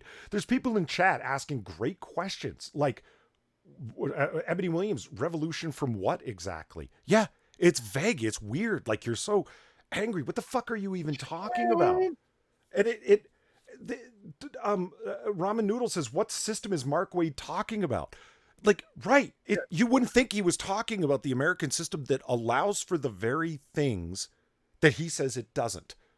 Yeah. Like, yeah, the system is flawed, but it's such a well thought out system that it exists beyond the small mindedness in some ways of the people that created it. It's that good.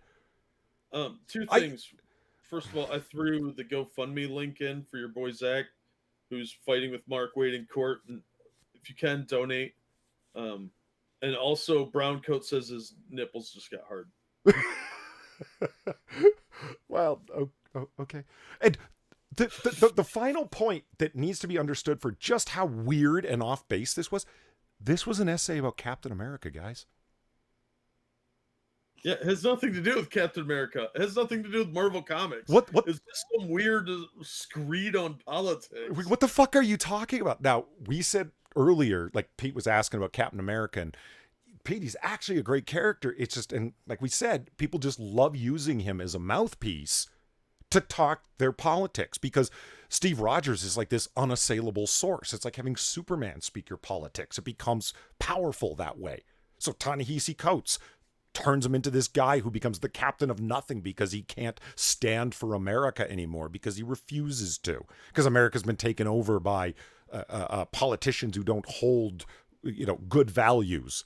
Right. And Mark Waid, when we want you to talk about Marvel Comics and Captain America for Marvel Comics 1000 during our 80th anniversary. And he goes into this thing when enough of us call for revolution and say injustice will not stand. What the fuck are you even talking about? Let me show you something.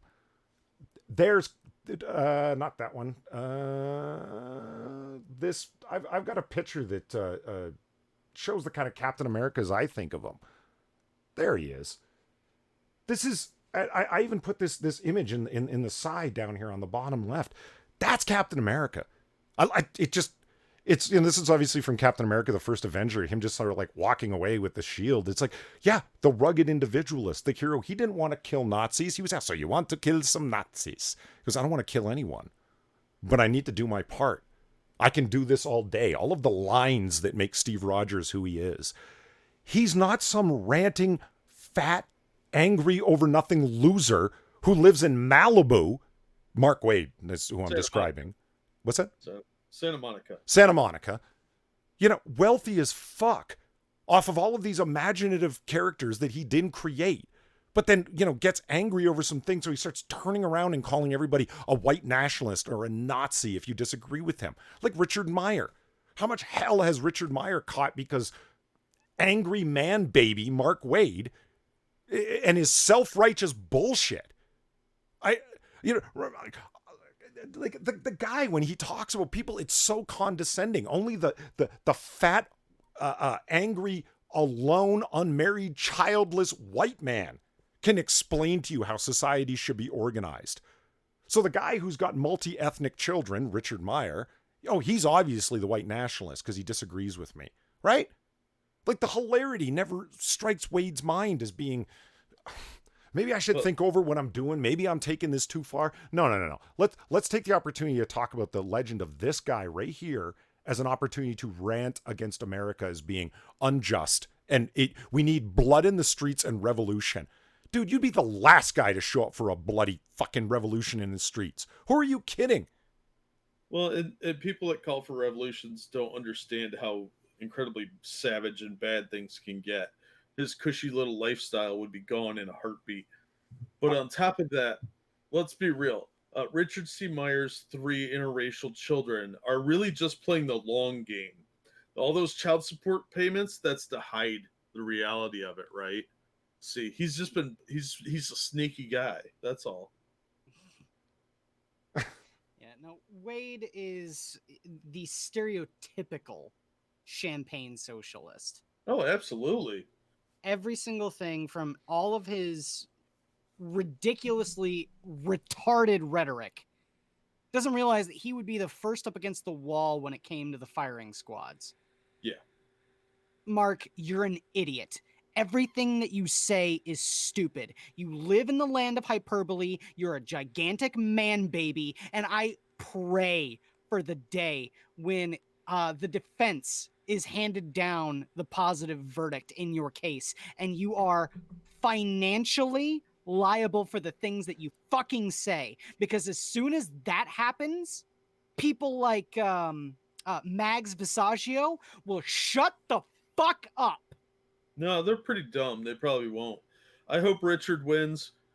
He seems like a nice enough guy. Probably not quite the sharpest sometimes, but he seems like a really nice guy, and he didn't do anything wrong. He didn't deserve what Waid did to him. He didn't deserve to have his reputation besmirched as it is. If you want to see what it looks like, go on Google and type in Richard C. Meyer and look at all the hits that you get. You'll And see then go to his GoFundMe and give money. yeah, well, you're going to see stuff like white nationalist, a leader of an online hate group, et cetera, et cetera. Imagine that you're ex-Marine who's actually fought for America on more than one tour, multiracial children, and you're called a white nationalist by some angry, childless man baby living out in the rich area of Southern California. To the point where your reputation is besmirched like you wouldn't believe. And then that's not enough for the guy. He calls up to get your graphic novel canceled and says, I didn't do anything wrong.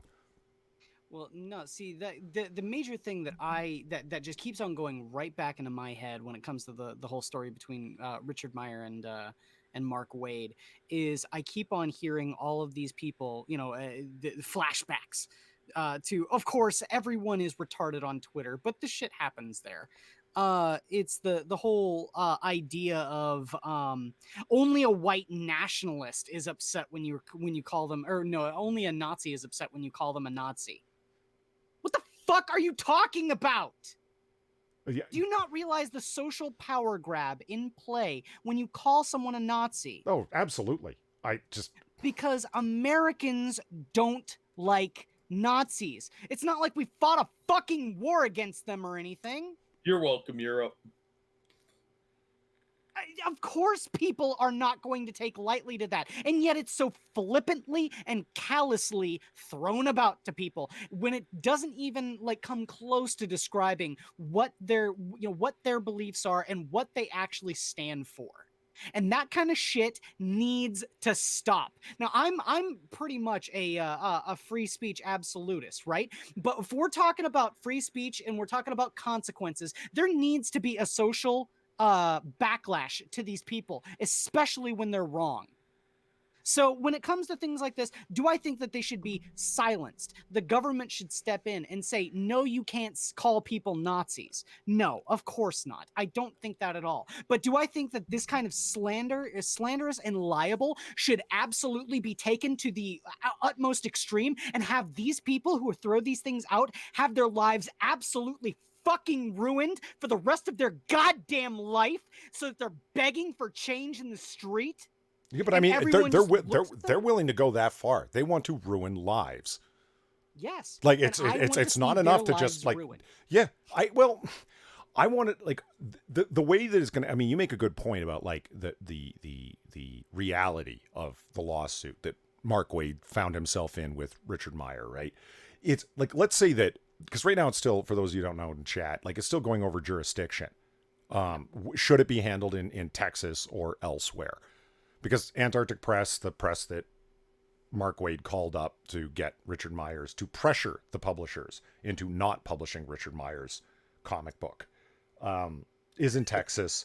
And he slandered him in Texas at a convention, but is arguing that Texas has no jurisdiction over him. So it becomes a legal matter. I really don't know how that's going to play out, because that's a question of what the law says about jurisdiction. It seems on a surface level that no, it should be handled in Texas. But again, it's a technical legal matter. Once it goes to court, it seems like Meyer's got a really strong case for slander and tortious interference. Yeah. But is dragging it out as long as possible. I'm sorry, what was that, Jack? I didn't. Wade's dragging it out as long as possible. It's already been over a year, and they don't even have a jurisdictional thing. Yeah, which again, I'm no lawyer, but the lawyers who do talk about it are like, whew, Jesus, you guys are still arguing jurisdiction after a year? Apparently, that's a long time, and who knows how it's going to turn out. I hope it gets to jurisdiction, because Quiz, I want to see, like you, it go to court on the matter of the case, like the facts of the case, as opposed to what court should it be addressed in. I want to see it actually go there. Not so much that I want to actually see Mark Waid pay out of pocket. It's more for the, holy shit, you mean there's real world consequences to carrying on like a self-righteous child? Yeah, there are. There have to be real world consequences for people that do this crap. You can't continue to destroy people's lives and get away with it, because eventually that leads to greater social problems down the line, and we want to avoid those if possible. Yeah. I was gonna say, if Mark Waid wants to sit there and lambast in his land of hyperbole, right? Who the fuck do you think you're talking about when you say that there's these injustices that are being permeated throughout the country? Oh, do you mean like the person that just on the whim of someone's, word alone and his clout can get someone's life shut down and their comic book not published? I wonder who has that power, Mark. Well, when you're on the right side of history, that makes it okay. Oh my God, everything about that man is nothing but a slimy scum bucket that I want to see his life ruined. I want to see Mark Waid fucking penniless, Well, begging for change, and he'll never get it. this Oh, is the guy. sorry, real quick. After The Blast It or Stash It guys showed up. Yeah, how's it going? I oh, I watched their channel. It's cool. It's good stuff. this is the guy that once sent a black wreath to the owners of CrossGen when they closed up and said, "What would your dead wife think of you now?" So he's got a Self-righteous long track cunt. record of being an asshole. So Yeah, self-righteous cunt. yeah, Fuck I'm that not gonna life. feel bad for him. He did this to himself, and it wasn't an accident. He did it several times, and he made it a point to interfere. I'm wondering how many other people he's done this to that he didn't get away with, or that he didn't get caught doing it to, like smaller creators. Yeah. If He Richard didn't even didn't have a YouTube channel, this wouldn't have come out. he didn't even probably need to go to the same lengths that he did to Richard Meyer. He Yeah. probably could just sit there and say, "Well, you don't want to get on my bad side." I mean, there was that one story. I can't remember exactly who it was that put it out, but it was someone that worked with Mark Waid in a small publishing house. He would say how he would come in and just fucking rage like a man child, and everyone just let him do it. He would like destroy office furniture. He would lash out like a child, and Well, everyone just allowed it you because they couldn't say anything against him. and that it's not good to have people like that in the industry. It's really not. I mean, It's not good to have that in any work environment. Can you Yeah. imagine that guy's a forklift operator? There'd be a body count a mile long. so mean, let's you spaz out like that in a factory, somebody's gonna get their hands stuck in a piece of equipment. so let's just finish off this article. So the good news is that that essay, as it stood, got pulled because Good. it like not even It's to lies. not even to stick it to Wade. It's just off topic, man. You're supposed to be talking about Captain America and the lineage of Marvel Comics and so forth. It's just you might as well have talked about like your grandma's like butternut recipe or something. Like it's just off subject. You know what I mean? So anyway, according to the Hollywood Reporter, Marvel Comics officially declined to comment on the essay's purported replacement. This follows previous reports that Marvel Comics' publishing partner requested changes on behalf of Marvel to an essay by writer Art Spiegelman, we already talked about that, which made an unfavorable comparison between supervillain Red Skull and U.S. President Donald Trump by calling him Orange Skull. Which, again, I'm not. The point is never you guys can't have personal politics. That's never my fucking point. My point is stop using these characters as a mouthpiece for your personal politics. And the fact that you have the platform of writing Marvel Comics 1000 or some other large profile platform and pretending as if you speak on behalf of Marvel Comics by writing these things. And Steve Rogers would agree with me. What the fuck? I just can't. The problem isn't necessarily that comics are political or that you can have political politics. It's the fact that when these characters are acting out of character and they're doing it because these people are trying to push an ideology. Mm-hmm. The worst possible thing that you can do to any sort of character that you have control over that you did not create is to have that character act out of character. That is the worst possible thing that you can do. It's also the reason why I haven't picked up an X-Men comic since the 90s. Yeah, you haven't been missing much. But that's why I call them SJW chick tracks, because that's what they are. That when they start preaching their politics, it sounds just like somebody throwing Bible quotes at you. Mm. And you'd listen just about as much, like, oh god, I'm tuning out, falling asleep now. There's only so much of that crap that anyone can take. That's why their sales are garbage. This is actually a good sign for Marvel Comics that they pulled that. Yeah. I think that's actually pretty respectable, and we have to give Marvel a little bit of credit for not running something so blatantly not only off topic but political in nature. that they actually dialed it back for once, and I'm really impressed with that. They It's dialed it back to Orange Skull. That's the thing. Yeah, I mean, it's a small victory, granted, but it's a big step for them. It's sort of like that special needs kid learning to walk. You know, you're like, hey, buddy, you can do it. You looking for baby steps from Marvel Comics, huh? Hey, man, I'll take any step forward back to being good material and not any of this like laughable toilet trash that they're putting out. Yeah. Well, we're going to do a hard shift over to a different subject because I think we need some little entertainment after that. Yeah. Did you know that Captain Marvel's hair was CGI? I don't even know what to make of this. I haven't read it, but I just love this picture of like she looks like, you know, acting skills of a 2x4, like the straight-faced look, right? But she looks like it just, I realize it's the same image, but it's it just makes me laugh. Like, why did you make her hair fake? Is it so when she's flying you could adjust it accordingly to make it blow backwards or whatever? I don't know. Let's read and find out. I just love how stupid she looks here. I love this title too. Captain Marvel's Endgame hair was all CGI fakery, and we don't know what to believe anymore.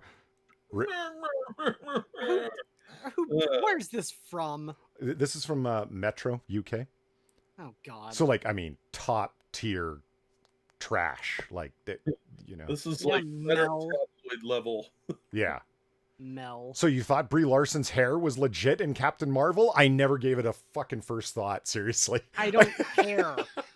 Yeah, the CGI hair is not my problem with the Captain Marvel character. Yeah, Assassin of the Grey's like hashtag I care why. Okay. Yeah. Okay. This is where we should sound the ba-bow buzzer to tell you you're so wrong. What?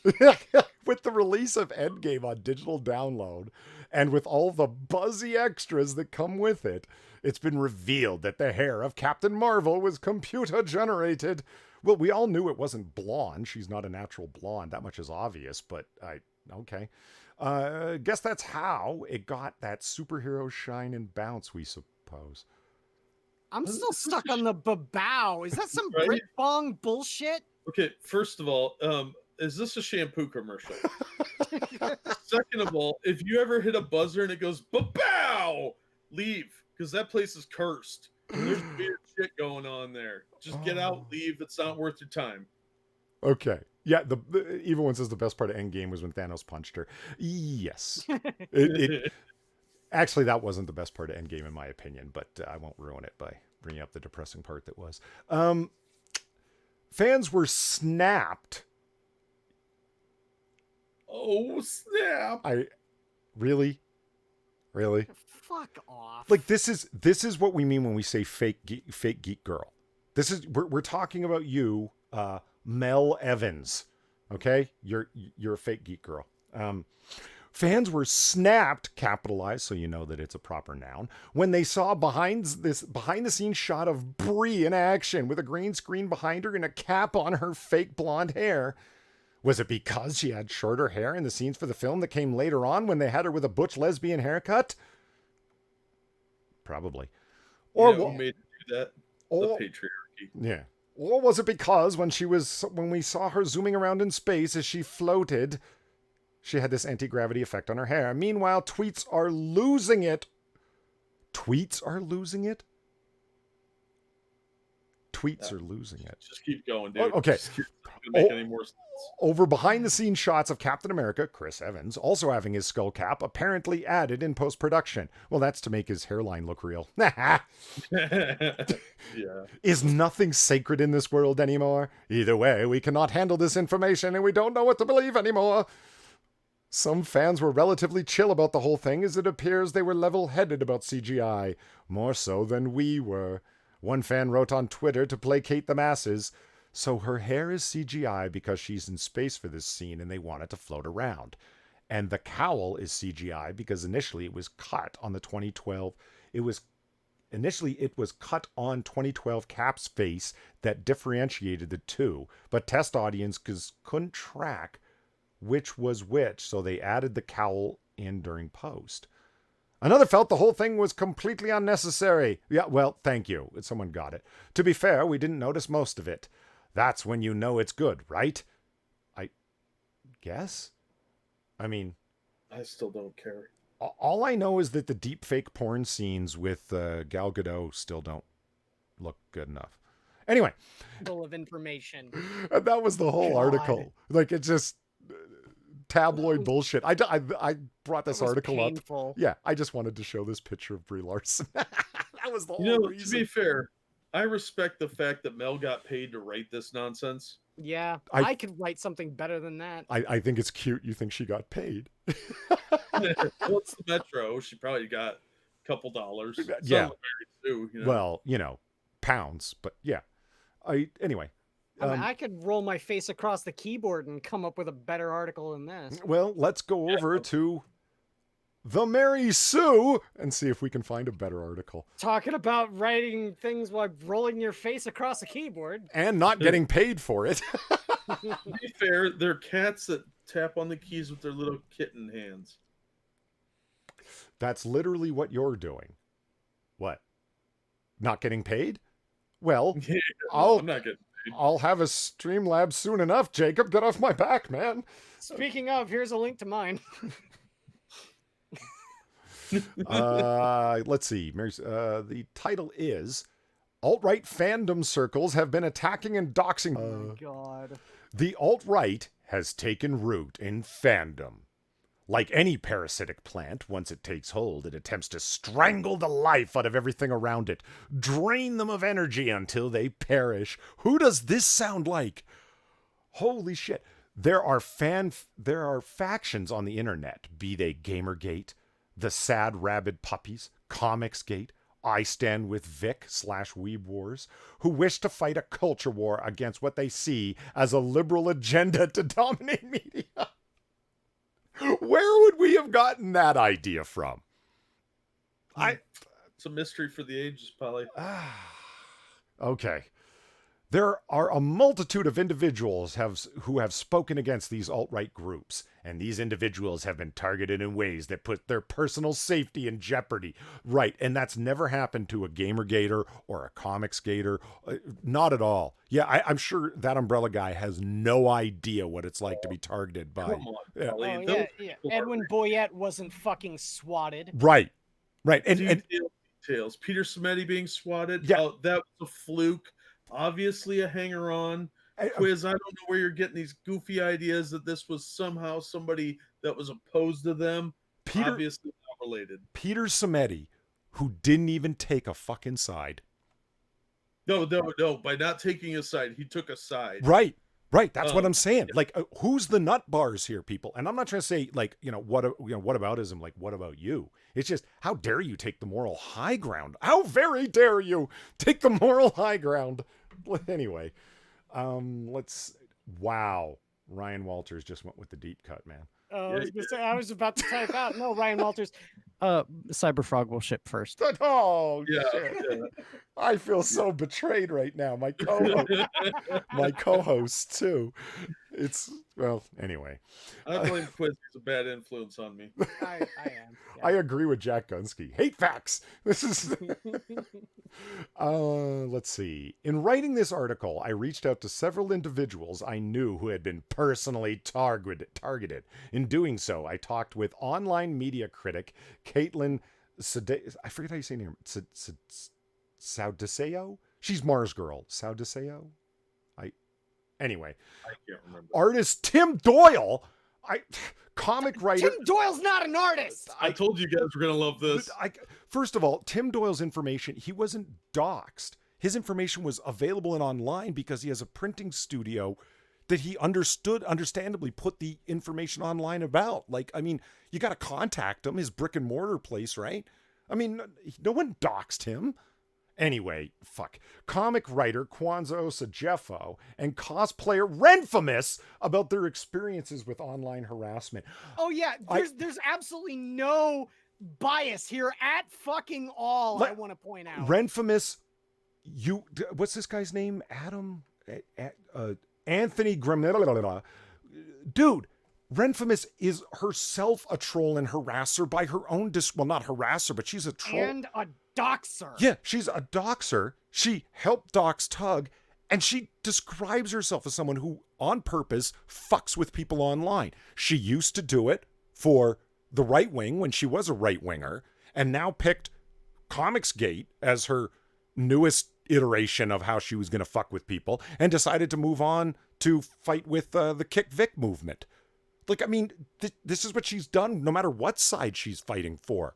And you went to her as someone to speak about online harassment? Why? To get an inside perspective on why people do this at all? You got to be kidding me.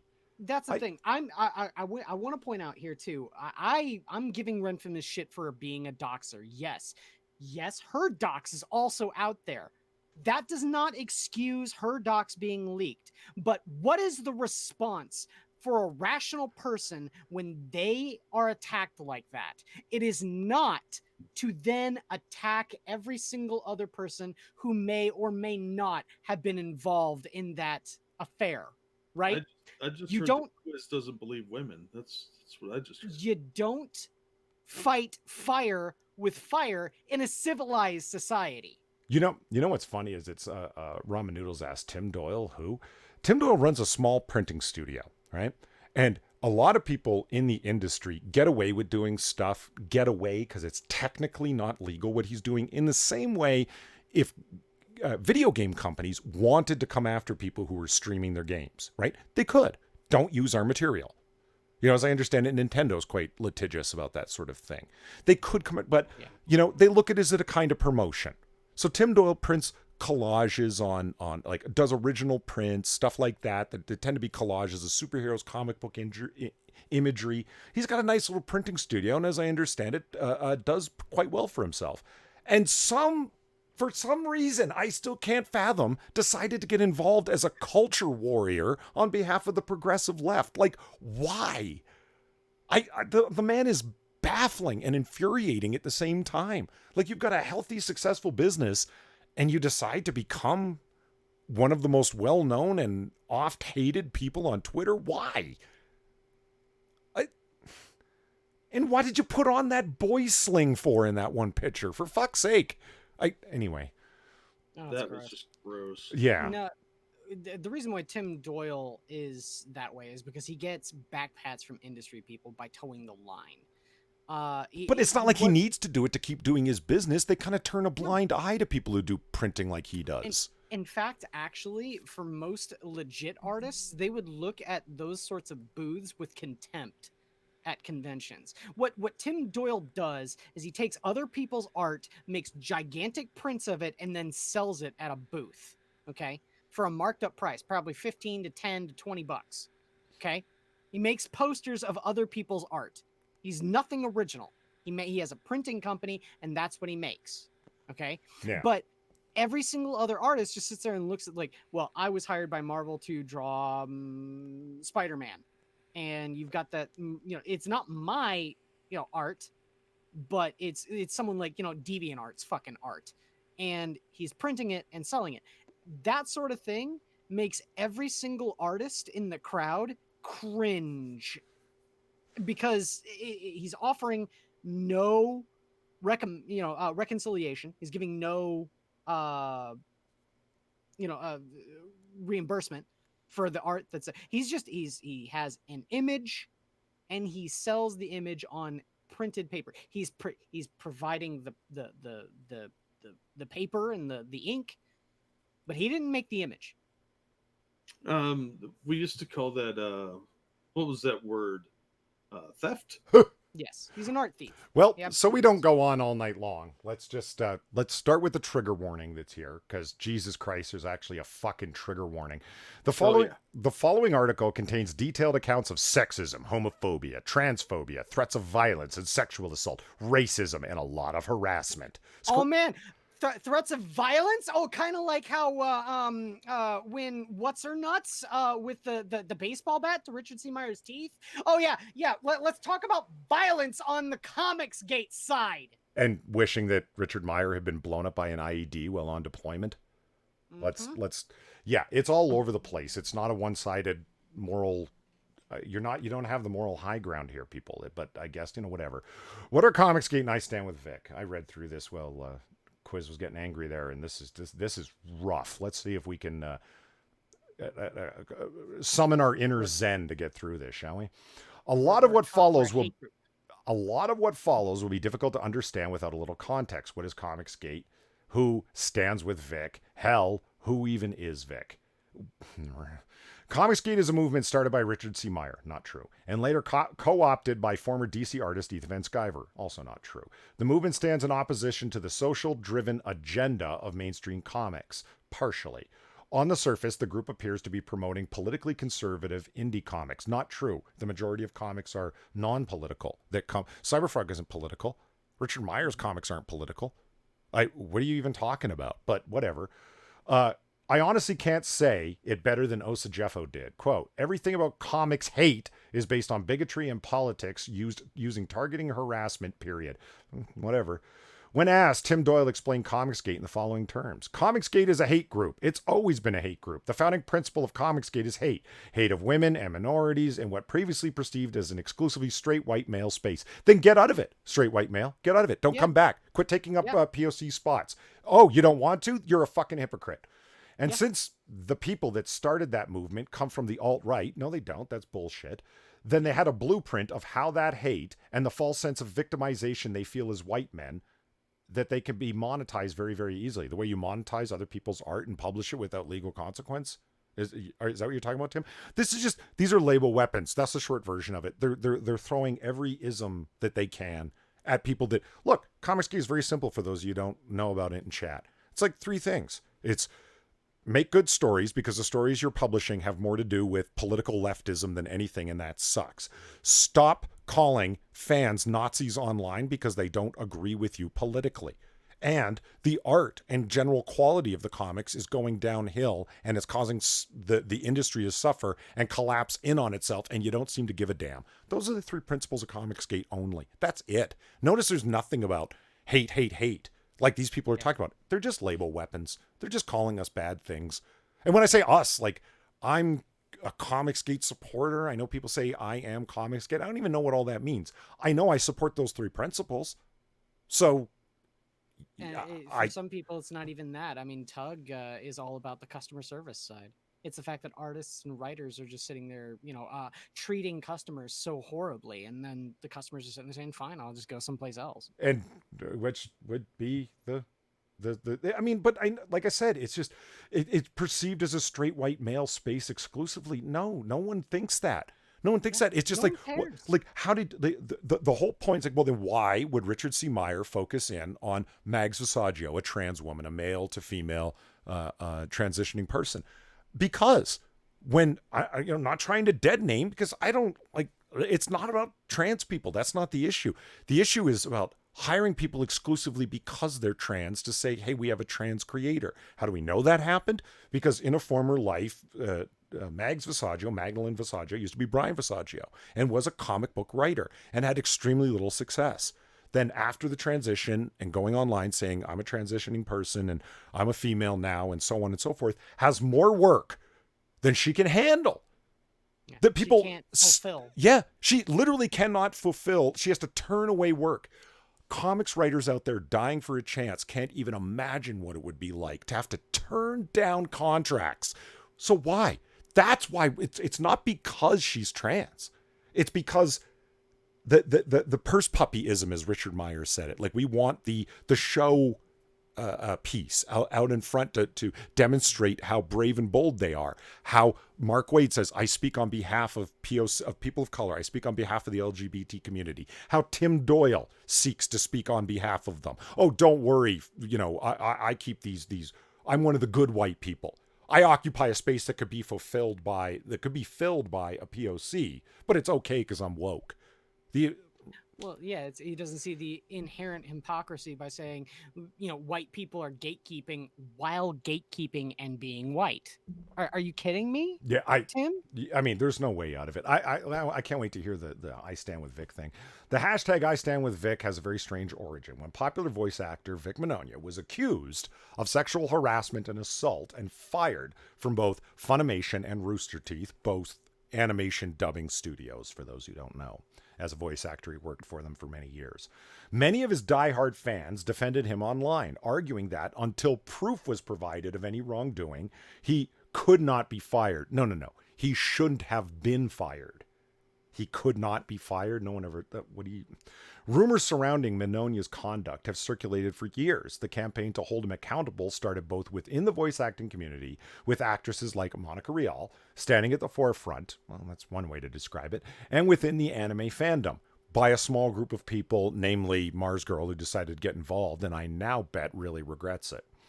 One vocal critic of Minonia was Kaylin Salcido. Someone told me how to pronounce it, and I've already forgotten. That's Mars Girl, who started the hashtag #KickVic after several fans came forward with their experiences of Minonia. She, Mars Girl, told me that I had witnessed strange and physically sexual behavior out of Vic 13 years ago that directly conflicted with the Christian image he was trying to create for himself publicly. Not only that, but it seemed like at least once a year, if not more than that, I've had conversations with other people in the anime convention circuit about Vic and a wide variety of his behaviors, not just in how physical he would get with his fans, but also in how much of a diva he apparently was to work with. Who cares if he's a fucking diva? That's not the same as sexual assault. Like, okay, maybe Vic's an asshole to work with. There's lots of people. As I understand it, fucking Edward Norton's kind of a diva. That doesn't mean he's a sexual assaulter. What the fuck are you even... This is just labeling... Anyway, I said we're going to move on, so we should. Physically sexual as opposed to what, spiritually or psychically? Well, maybe verbally. Maybe. Like, I don't know. Yeah. So after people were already talking about bringing it back into the spotlight, seemingly now more than ever, I went ahead and suggested that hashtag back on, I believe, January 16th. Even though it also brought a lot of angry fans, it meant that the stories were finally being heard. And for that, I was shocked and somewhat relieved, even through the intense harassment. Okay. Did you ask them, like the writer of this article, did you ask the I Stand With Vic people? An investigation was run as displayed in the sworn affidavits, meaning not just random statements on Twitter that don't need to be verified by an anonymous Twitter account. You know what I mean? But actual sworn legal affidavits from the people who conducted the investigation. I believe, if memory serves, it was conducted by one person, with an interview with three people, Vic Minonia being the fourth. And the three people, or the three stories that surfaced, not three people, three stories that surfaced, two of them came from the same person, Monica Rial. So one of them was hearsay, and the other one was the infamous Jelly Bean story. And then there's Monica Rial's story after that, which was about Vic assaulting her. And she said so-and-so was there, and he saw the disheveled and distressed state that I was in, and that person came out in a legally sworn affidavit and say, I did not see the things that you claim I saw. I deny that happened. So it's like, we go back to... So I mention all of that stuff because we go back to Mars Girl's statement here. And even though it brought a lot of angry fans, it meant that the stories were finally being heard, circulating for years. Ron Toy, whoever you want to pronounce his name. I mean, he said hundreds of stories repeatedly. And it turns out it's an infinitesimally small number compared to what they were promoting. I'll repeat what everyone else repeated. Everyone else has said up to this point. Maybe Vic Minonia is a sexual assaulter. But the evidence hasn't come forward that he is yet. I'm not saying he isn't. I'm saying the evidence that's come forward shows that he's not. See what I'm saying? Yeah. So, I mean, is it that I don't want to believe women? No, it's that your stories are not adding up, and there's far fewer of them than you pretended that there were. So what the fuck? This is worth ruining the guy's career because he was fired from Rooster Teeth. He was fired from Funimation and was disinvited from, 13 different conventions. And you guys have the nerve to write an article about how harassment works, how you've been harassed? Really? Well, the real victims. I mean, And it's hard to count the number of stories when you're using the back of your hand to smack your bitch up. Yeah, well, yeah. Let's not forget about that. Recently, and I mean, in the past few days, come out that Vic Mignogna's, Ron Toy's ex-wife, describes what her life with Ron Toy was like, and he's a vicious person. Is my characterization, not hers. But I mean, when you threaten to chop up someone's dogs, allegedly. Oh, she got a restraining order against him, so the judge must have believed some of what she said. Yeah. So, I mean, is that a credible source? I don't know. Straight Sith Mail says, pronounce it right, Polly, in terms of Vic Mignogna. I'm happy that I can even say Mignogna. I'm aware that that's not exactly how I pronounce it, but I never picked it up right. But come on, the irony of telling me to pronounce it right when you spelt my name wrong. Come on. I'm just fucking with you, Straight Sith Mail. I know I'm not saying it right, but I'm happy that I can partially say it at all. You should hear Sinatra says say it. Yeah. Vic Mignogna, no. Okay, let's round I this. don't think there's very many people that can say his name. I didn't know how to pronounce it for the longest time, and I'm not even sure if Tug is pronouncing it right either. I mean, he says Mignana. Is that right? I don't know. I I've actually heard Vic say it several times, and I still can't fucking tell. exactly, I know, right? exactly. When I was watching the depositions of Vic recorded on video, he's like, "Can you state your name for the record?" I clicked back on it 3 times. I still can't say it right. Yeah, it's like it's like there's a psychic block on it, so you just hear white noise whenever someone tries to pronounce it. It's an unword. Yeah. Yeah, Well, back to the article. It's all of this has much in common with the older Gamergate movement. Labels. See? Oh my god! We're going to associate it all with Gamergate. Yeah, Everything's Gamergate. every bad thing that we can think of. Where large populations of people harassed video game creators and journalists over perceived issues with ethics and journalism. Of course, as the movement continued, it became clear that this core argument was a mere front and that the tactic has carried over to these like-minded movements. A front for what? Hate. Hate of what? Women and people of color and trans people and gay individuals. and the cripples. Don't forget the cripples and midgets.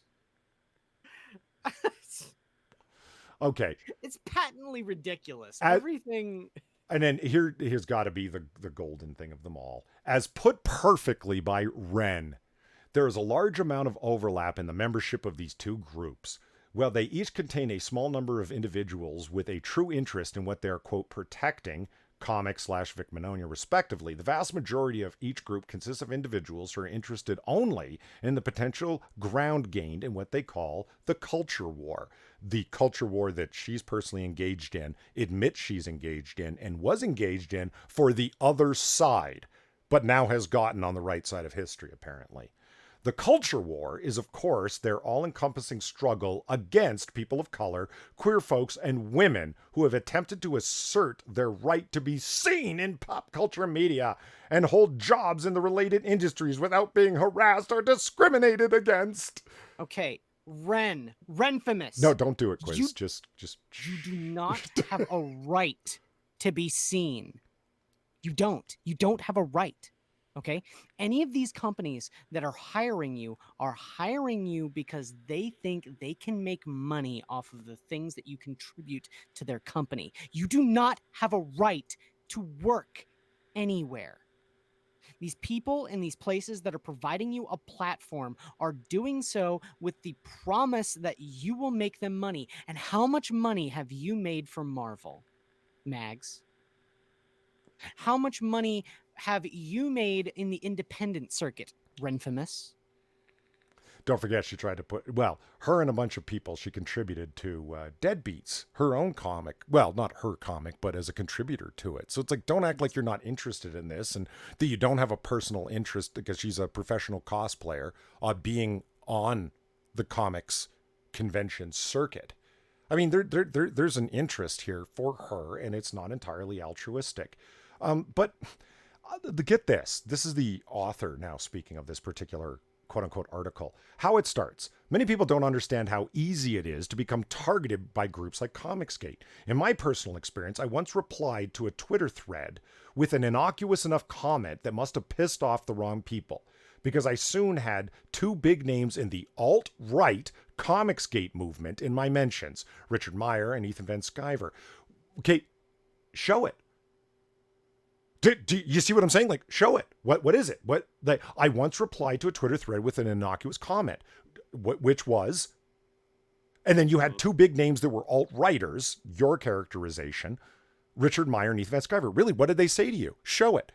Oh, but, well, the alt-righter and targeted harassment. But you didn't show what happened. You just said you were harassed. Evidence is colonialism. But I mean, it's not like it's somebody else's Twitter account that, you know, has locked it or whatever. This is this person saying it happened to them. So show it. Yeah, show us the receipts. Like, if Evidence, colonialism. it turns out that Cannot stand. it turns out my experience, which I refuse to elucidate on or even prove actually happened, is far from unusual. When I was talking to Osa Jeffo, he informed me that for him, his harassment started when he was defending a stranger, Heather Antos, from an antagonistic asshole, Richard Meyer. I became the target because I clowned him.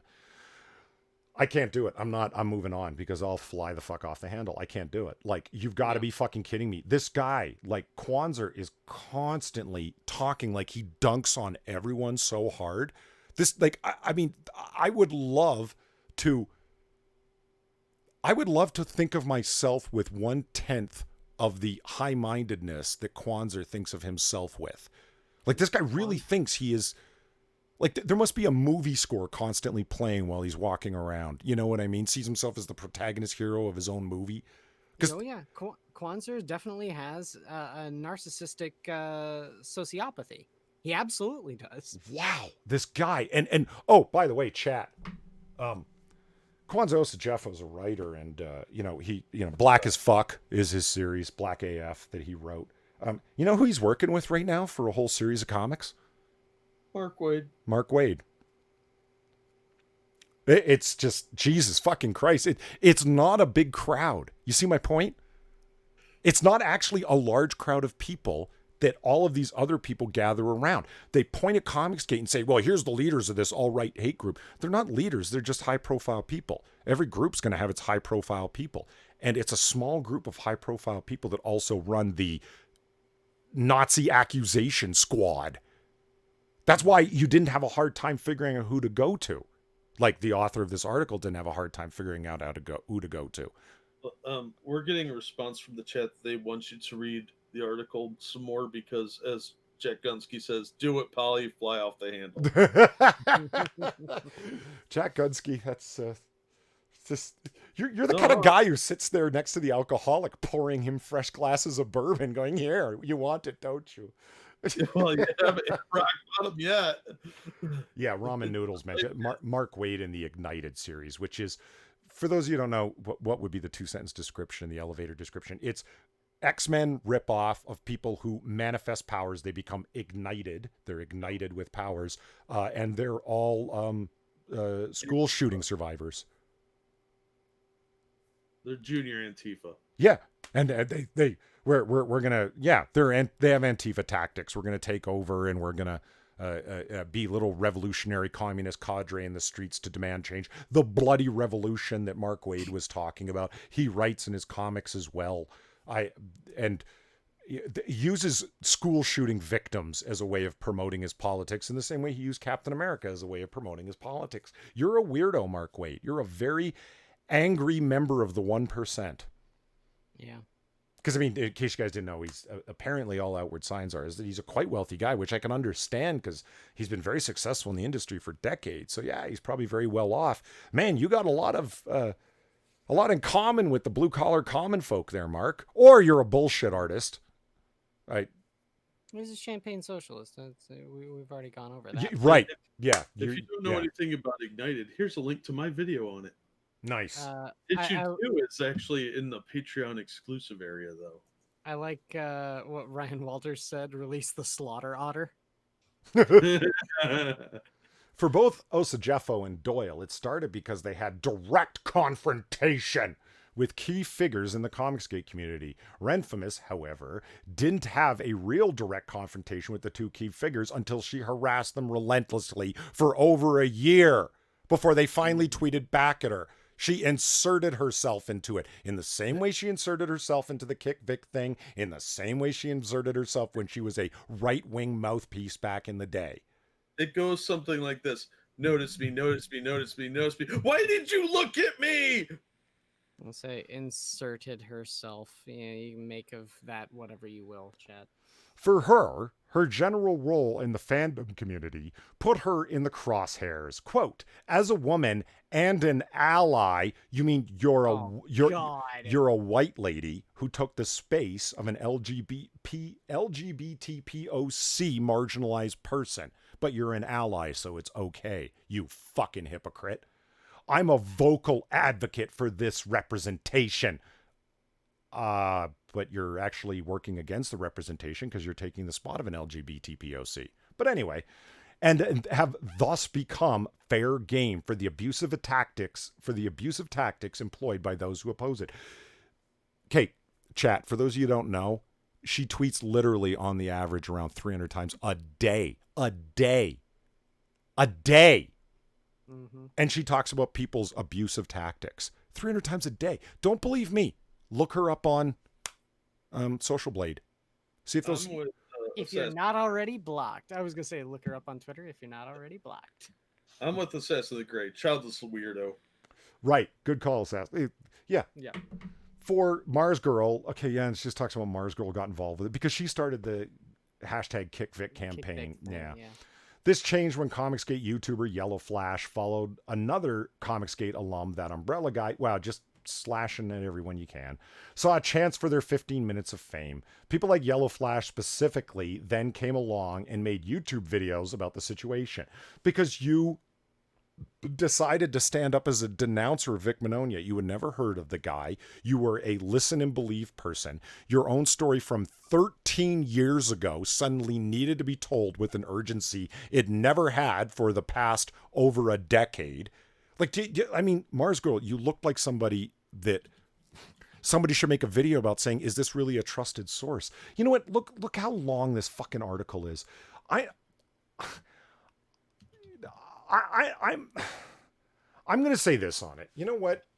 I just want to bring this to an end and get to our pitches because we've been running long. And like, what's the point? It's obviously just an article from the side to make it look like they're victims who have been victimized by an alt-right hate movement. I'll take the middle ground on this. There's some scumbags that operate underneath the Comicsgate banner. There can be, yeah. Especially they're usually called War Council, but no. War campaign, yeah. War campaign, yeah, whatever. Fuck them. But so there's a bunch of bad actors, and there's trolls all over online that just like, here's a fight that I can get involved in.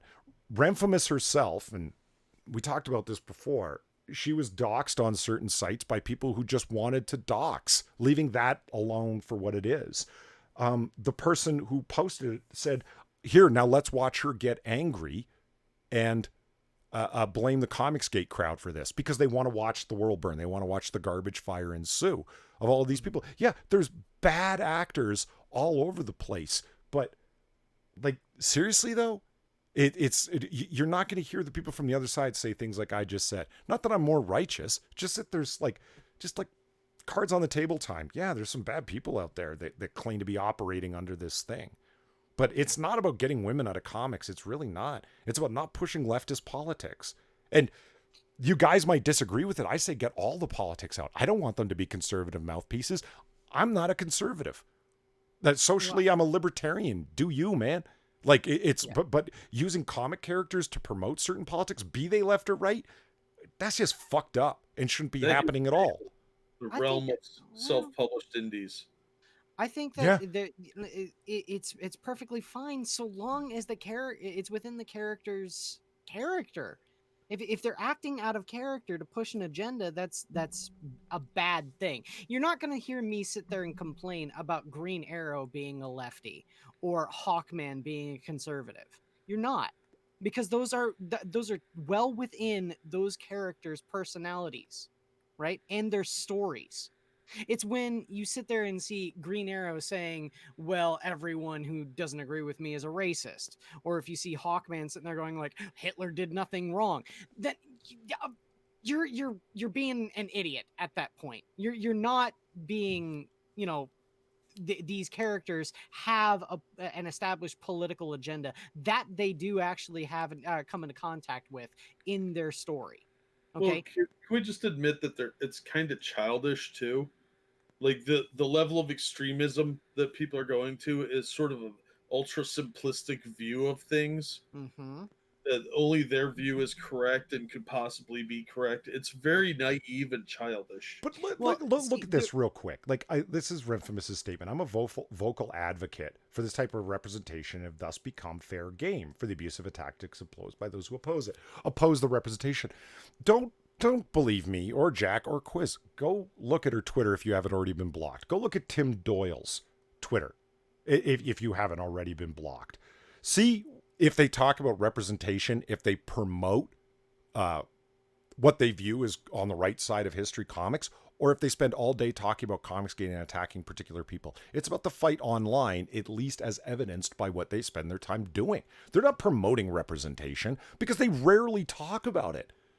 What they talk about is, you guys are Nazis, you're Nazis, you're Nazis, you're Nazis, and then get interviewed by the Mary Sue and call it abusive tactics when people don't, willingly accept you coming at them like that constantly? Come on.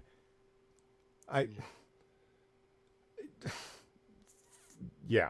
It's ridiculous. See, the I'm not going to sit here and say that absolutely every single thing that anyone has ever said in Comicsgate is the absolute truth, or that every single person that's, you know, claims the movement or whatever is the most virtuous person. But neither are you, Mary Sue. Well, I mean, I let's take Richard Meyer. I mean, I find his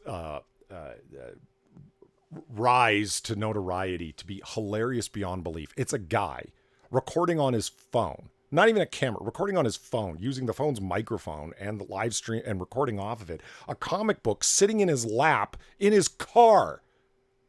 That was for over a year what he did. And all he did was say, like, he would buy comics out of his own pocket because he's a huge comic book fan and just flip through the pages and go, this is trash. This is really awful. And just be a mouthy critic. And professionals from the comic book industry ended up paying attention to this guy because more and more people started subscribing to his YouTube channel of him sitting in his car on his phone record. Like, that guy was an actual threat to them. What does that tell you? More people were subscribing and watching his videos than were reading Marvel comics. True. And I subscribed to him back in the day for that. I'm like, this is so charming. Like, meaning like his video style had a charm because it was so low key. You know what I mean? There was no production value. It was just a dude speaking his mind on comics. And yeah, the critic ended up having a larger following than the majority of series published by DC and Marvel and Image. What does that tell you? And then they start describing, remember when it was at Comicsgate was a small group of alt-right hate Nazis. It's a small group of straight white angry males. And then they put out their own comics where it's like, well, if you don't like the comics, then make your own. Okay, we will. Yeah, Zach is up to, on Indiegogo, 830 grand worth of revenue already. $830,000. And October 1st, Iron Sights 2 goes on sale. I loved Iron Sights 1. I'm definitely getting 2. It was actually a good comic. That's going to put him over $1 million in revenue since he started a year ago. Now they can't make the claim that it's a small group of haters. They're like, it's part of the overall white supremacy movement in the world. Oh my God, they're everywhere. Wait a minute, I thought we were a small group of malcontents. Yeah. Ne'er-do-wells. You know what I wish though? Don't get me wrong. I love the whole crowdfunding a book thing, and it makes you feel good to contribute. But I really wish that he would offer those for print on demand, because I missed the ability to get Iron Sights, and I've heard Iron Sights really good. I've not read it because I couldn't get it. It is. It's just a great border town comic story of some. Yeah, it's just a fun fucking story, and the art's great. It's the whole thing's throwback, awesome. Like, I liked it better than I liked um, Jawbreakers. That's just my opinion. I know a lot of people like Jawbreakers, but I was a bigger fan of Iron Sights because it was more low key, just border town fight it out story. You know. If you don't know anything about it, you can watch my review on it on this link right I'd, here. I'd like to read it. That's my problem. I have a feeling once he gets a big enough catalog, he'll be able to go back and do print on demands much more easily. I have a feeling that one day I'll be as good at shilling as Jack is, because goddamn, buddy, you could watch you could over here on this link. Yeah, I gotta get like that. Well, I've got I've almost up to 1,000 recorded videos. I've got to shill them to get my view hours up. They're all like 3 to 5 minutes long. You know how bad Right. that kills you on the algorithm? Oh yeah. Yeah, good call. Good call. But then again, like the last And video subscribe to my the last video that I put up, like 23 minutes. A lot of people look at that and are like, "Oh shit, you guys talk for 23 minutes." Now, I haven't looked at the analytics because I don't like to. I end up overthinking the analytics too much. But if there's been another like any kind of sign when I did look at them, like I have looked at them, if people tend to fuck off after about 13 to 15 minutes, which I can understand. Yeah. You know. Well, let's put it this way. Number one, kudos to Polly, by the way, guys, because the raw session, the recording session for that video, was over an hour and a half long. Yeah, you did an amazing job knocking that down. Yeah. The most impressive part was cutting out the train noises and the keyboard thumping from Inquisitor. I just put that in chat. You're beating that thing like it's married to Rontoya. Oh shit! Oh shit! Well, you know what? Fuck it. Let's move on to pitches, gentlemen. Oh shit! How did we do pitches before? I forget. I don't know. Uh, Took down the background picture thing, I think. Oh, wait a minute. I think I just oh, because they're static images, not video images, I did just share the Hangout. But Yeah. I did have to. You have to do it so you don't show the link. Right. You gotta crop it so. Because we're going to get our awesome fans suddenly showing up. Let me see here. So who would like to go first while I'm just shrinking the screen here? I can go. I'm already set up for it. Give me a quick second here. I'm having trouble accessing this, and I don't know why. Come on, you.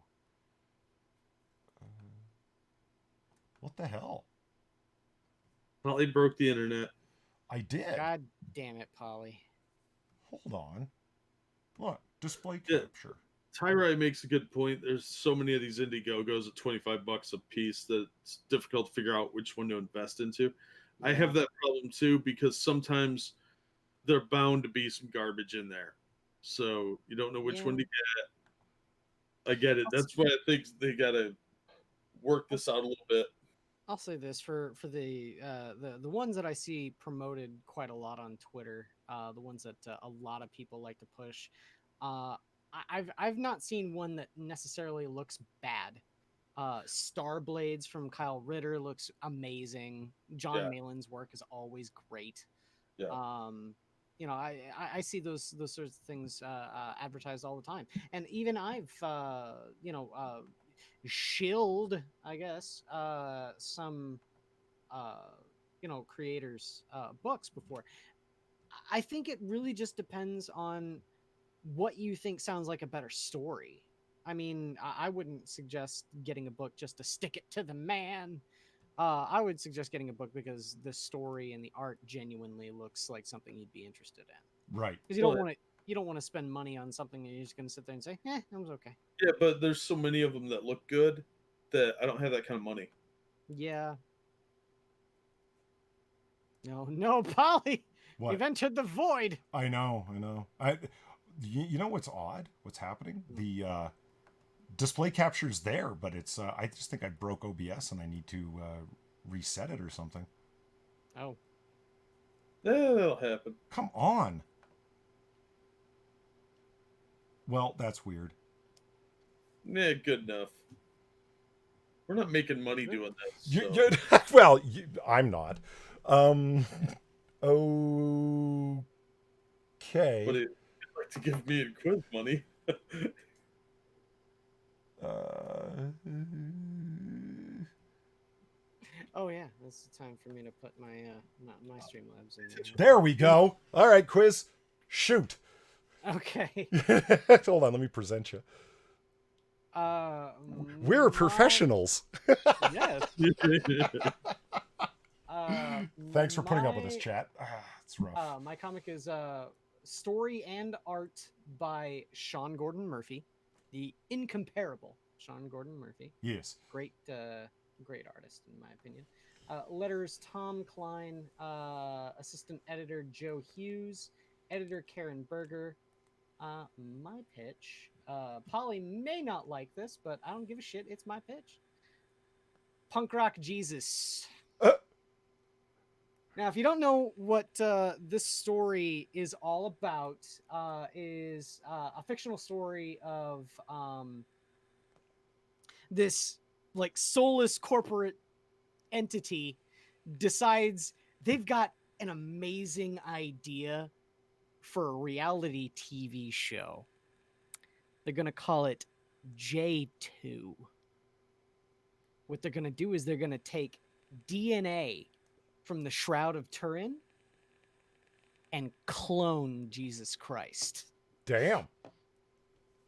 And yeah, they're going to show Jesus growing up on live television. But Okay. As a punk rocker? well, the reason why he becomes punk rock Jesus is because much later in the comic series, there's a lot of shit that goes down. Number one, the woman that they get to carry the embryo, who is a virgin, by the way, her name is also Mary. Sure. She ends up getting killed in a botched attempt to leave this sort of facility where they're trying to hold Jesus to document his life 24/7 sort of thing. So she's killed, and he sees that as a way to fight back against the soulless corporate agenda that's pretty much ruining and ruling his life.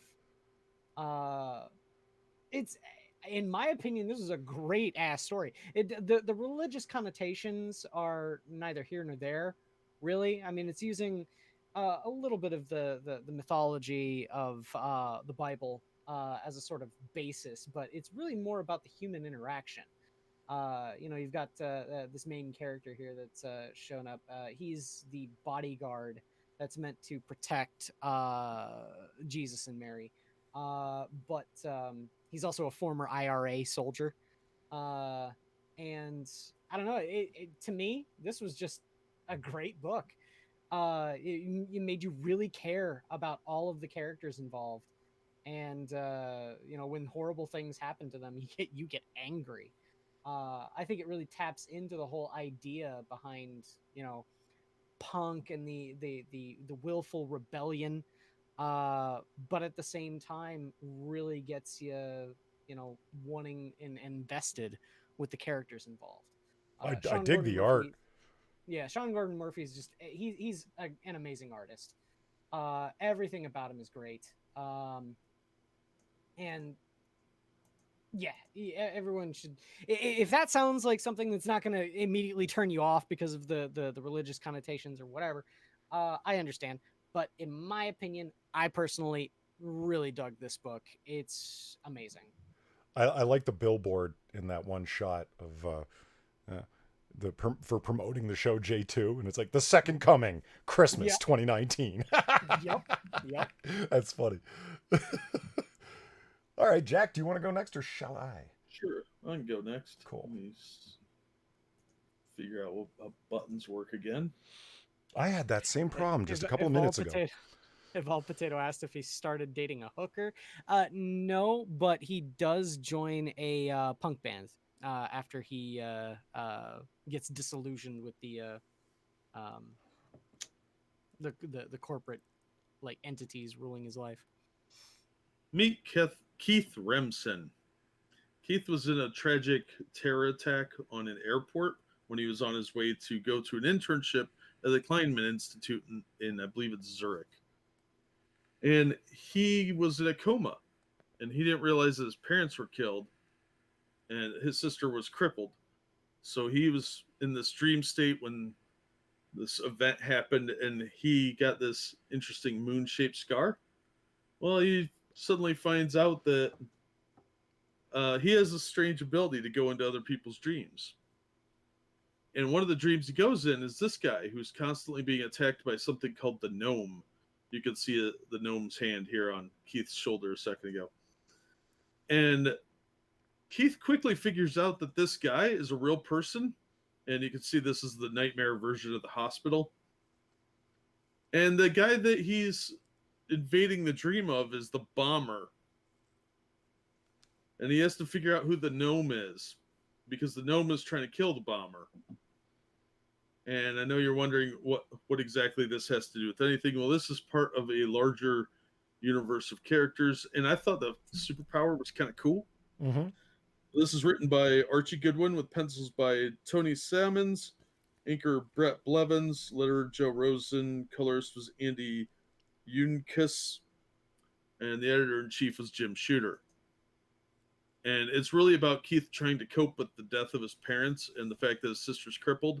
And now he's got weird superpowers. And his sister and him are kind of connected psychically because of the event. So when he gets trapped in dreams, she can pull him out. So she has to be nearby for that to really work. But he's still struggling with the fact that, somebody murdered his parents, and he's very upset by the whole thing. And he gets a costume in the dream to protect his identity because the bomber recognizes him, and so does the gnome. So he starts going by the name Night Mask. It's part of the New Universe line from 1986. I didn't know there was a Night Mask associated with New Universe. Never even heard of it. Yep. They did eventually bring Night Mask and Starbrand over into the 616, but it was really badly done. It was horrible, because they did it around 2015, and you can expect garbage SJW crap. But this was actually a really cool power. It seems to have been inspired by the movie Dreamscape quite a bit, which I really liked that movie as a kid. So, or Nightmare on Elm Street 3? Was it 3? Yeah, that was right around this time as well. Dream Warriors. But it got some really cool concepts. Like, he's trying to figure out his powers, and it really is like you're getting to see somebody experience powers for the first time, because they don't live in a world with superpowers until the Waid event, and then it's 2 in every million people get powers. So he actually gets his powers while he's in a coma. So that's why he has dream-based powers. And it's a really cool concept, I thought. And it's not one that you see used very often, but it's got a lot of potential. So he's learning to use his powers in this issue. And I thought it was a lot of fun. And you can find this for about $2. Yeah, the whole New Universe floppies would be inexpensive, wouldn't they? Yeah. I think the most expensive one I've seen was like $3. But it's a lot more story than you think, and I'm really enjoying reading the New Universe stuff. So, yeah, that's my pitch. Nice. Night Mask, number 1.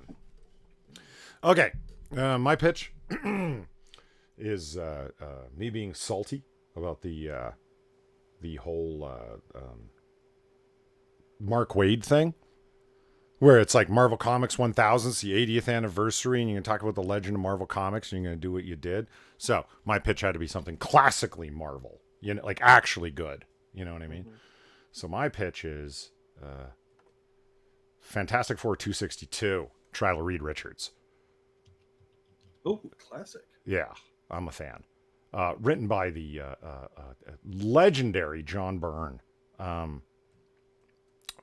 So this issue starts like, okay, there he is. There's Byrne in his office. It's a meta-told story where Byrne is well, I can't get the issue to you, the newest issue of Fantastic Four to you, because Reed Richards isn't responding to my phone calls, so I don't know what they've been up to. Get it? Yeah. He's in the Marvel 616 universe, and the stories that he writes are like he's just writing the exploits of the Fantastic Four, so it's like a meta-told story in that way. It's fucking legend. The Watcher shows up, and okay, so it literally is the trial of Reed Richards. He takes Byrne off to where Richards is having his trial. What Richards did was save the life of Galactus. Galactus is the world eater, the destroyer of worlds, and that Reed Richards saved his life, put countless civilizations at risk. Why didn't you just let Galactus die? So we're putting you on trial for universal murder, culpability, Reed Richards. And look, little Sue Storm nudity right there.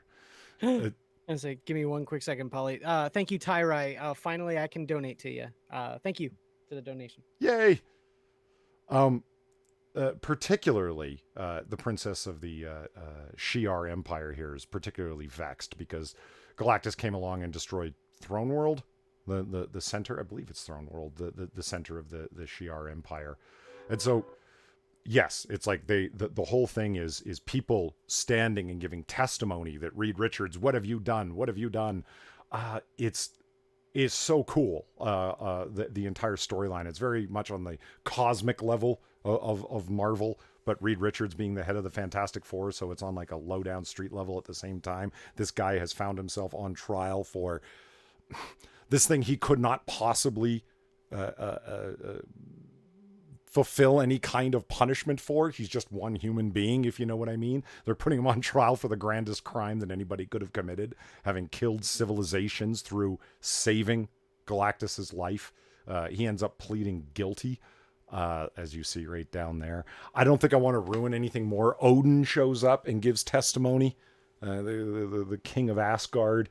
Yeah, I don't want to spoil how it ends up turning out for Reed and everything like it, but there's just so much lore, classic Marvel cosmic lore in this, and it's dense as hell. It's only a 22, 23 page floppy, but like back in the day, they told extremely dense stories in a small amount of pages, and it's just a fun classic read. This is Marvel Comics at its very, very best.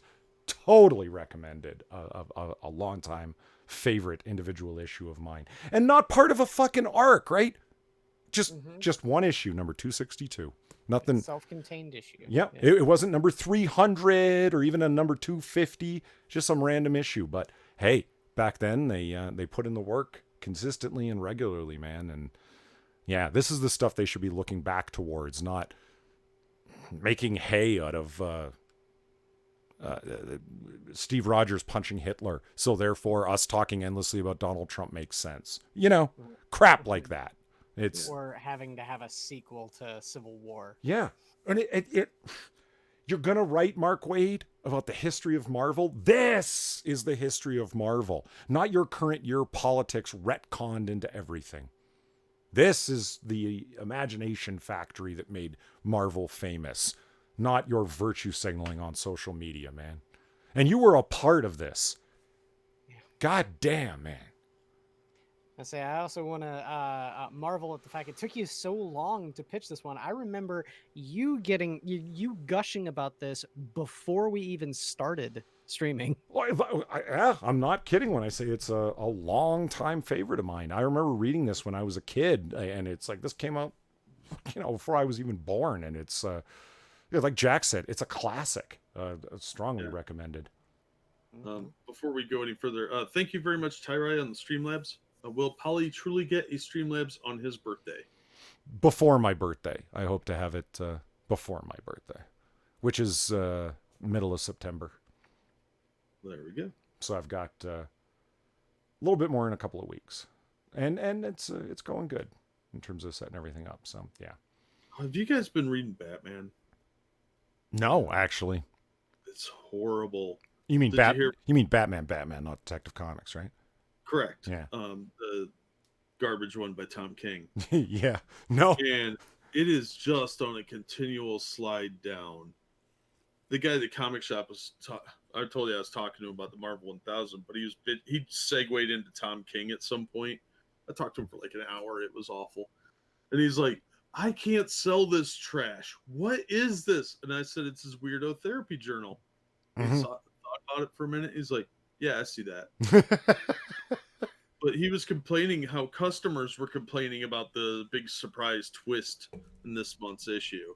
And I was like, dude, did you really expect anything different? And he's like, no, but the series started out so strong. And he was just upset because he ordered like 10 copies of that issue and he sold 3.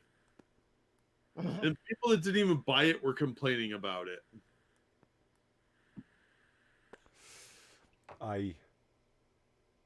Yeah. Make Batman great again. It will be. I mean, he's a great character and lots of people want to write for him. There's lots of great writers with great ideas. The only question is, are they going to get hired before the industry falls in on itself? You know, Yeah. that's it sucks to think that too, because I like as bad as Marvel is, sometimes DC seems to try to course correct. For every one horrible social justice-y book that they put out another one that's the direct opposite. So yeah. I wish that would take root in Marvel. Maybe then it wouldn't be completely overrun with these sorts of people. But I think DC fosters more of an open sort of culture, whereas Marvel is very closed-minded. Ramen Noodle says, did you read the take of the trial of Reed Richards in Cosmic Ghost Rider? Yeah, I did. Or Cosmic Ghost Rider Destroys Marvel History. Cosmic Ghost Rider is Reed Richards' attorney at the trial. Like that series is actually worth reading. It's got some good cheap laughs in it. It's just a fun read if you can get it for cheap. And now it's going to be in like the dollar bins and stuff. So yeah, Cosmic Ghost Rider Destroys Marvel History is fun. It's so nuts. It's just him doing the Forrest Gump thing, that he happens to have been there at every critical moment of Marvel history and interfered with it in some kind of way, or took part in it in some kind of way. But I mean, that in itself says a lot. Like I said, this was just 262, a Fantastic Four, but it's such a strongly remembered moment. You know what I mean? Because it was just a really well-written story and a really well-written comic that when you're going to write a series about Cosmic Ghost Rider being there at key moments in Marvel history, this one issue ends up being one of them, because of you're remembered for writing good. Like, well, there's my lesson to comic book writers, or there's my pitch to comic book writers, trying not to sound condescending. Don't listen to what we say. Look at what the great writers are remembered for. They're not remembered for doing firsts, and they're not remembered for being brave and beautiful souls criticizing politics of their day. They're remembered for writing great stories that strike a chord with the readers that remember them decades later. Yep. That's what makes a great writer. Sure, there's plenty of politics in Frank Miller's Dark Knight Returns, but that's not why it's remembered. It's remembered because of the detail of what the protagonists and antagonists were doing. It's because of the story and the struggle. Yeah.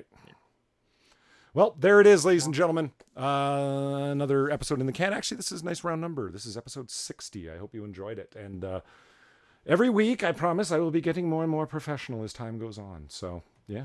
Don't lie to the audience.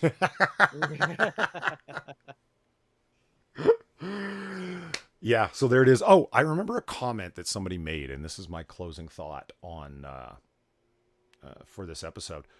Under the last video that we posted on Amazing Spider-Man 2627, right, which you can find on this channel, somebody wrote a comment that's it, I'm canceling all of my comics that I'm collecting next week. Probably a statement of hyperbole, but that's not the takeaway that I want people to have watching our videos. It's like, how bad have comics gotten? Pretty goddamn bad, y'all. Pretty goddamn bad. But yeah. It's and even flagship stuff, tentpole series like Amazing Spider-Man, they do it with. That doesn't mean there isn't still great stuff out there. Because I ended up, like, as a response to that comment, saying, hey, look, House of X and Powers of X so far have been pretty damn good. They're not the greatest thing I've ever read, but they're current year stuff, and they're pretty goddamn good. Blade Runner, the new series, is fucking great. There's still great stuff out there. Yeah, there's some trash, and it's unfortunate that they're making the main protagonists of Marvel and DC be mouthpieces for stupidity, or turning Batman into a therapeutic journal or whatever. That doesn't mean there isn't still great stuff. And there's always the great stuff that you didn't read from years and decades past. I could spend the rest of my life not buying new stuff, just old stuff that I slept on and haven't read yet. So getting out of comics because of that, hey, I understand the anger. I absolutely do. But don't do that. We don't want the takeaway, if I can speak for the group, to be get out of comics. It's just get angry at what's being done to comics. Yeah. And not only that is that, you know, it's the sort of thing where you may have to wade through the shit pile. I see what You you know, did there. yeah. You may have to wade through the shit pile. Yeah. It's even better. But there are still good comics being made nowadays. You'd have to dig. You have to definitely be aware of the writers that are going to be worse than others and avoid their shit like the plague. But if you like a character and like the author and the art, support it. Even the ones that are from the big two. Support those books if you like them. That's the only way that this industry will grow and be better. It's not from the people that are vocal. Like, I'd like to think that we make a difference here on comic book curation, but it's money talks. Money talks better than we do. Yeah. Any final thoughts, Jack? Yeah, you know this. We're talking about comics that people may or may not like. I know this great channel that reviews comics on a pretty regular basis. It's not that shitty bad comics reviews, is it? Yes, it is. Oh. That guy is awesome, and he doesn't try and spoil comic books like so many other reviewers do. Amen. Yeah. Looking at you, comic historian. Yep. Hey, listen, hey, listen, the guy's got a big following, and I don't like trash talking other YouTubers. I mean, we're a microscopic channel, whatever.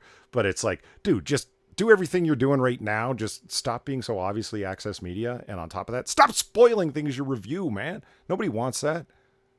No, it's rude. I don't want to hear I don't want you to ruin anything that, especially if you're recommending it. Yeah. Why would I want you to ruin it?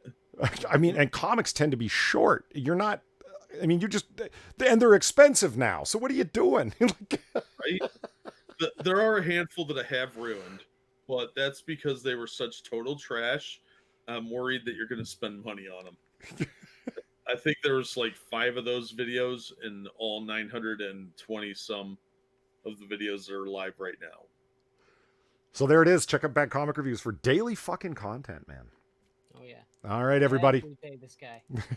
That is it for everyone, for us. Have a good night, everyone. See you next time. Bye.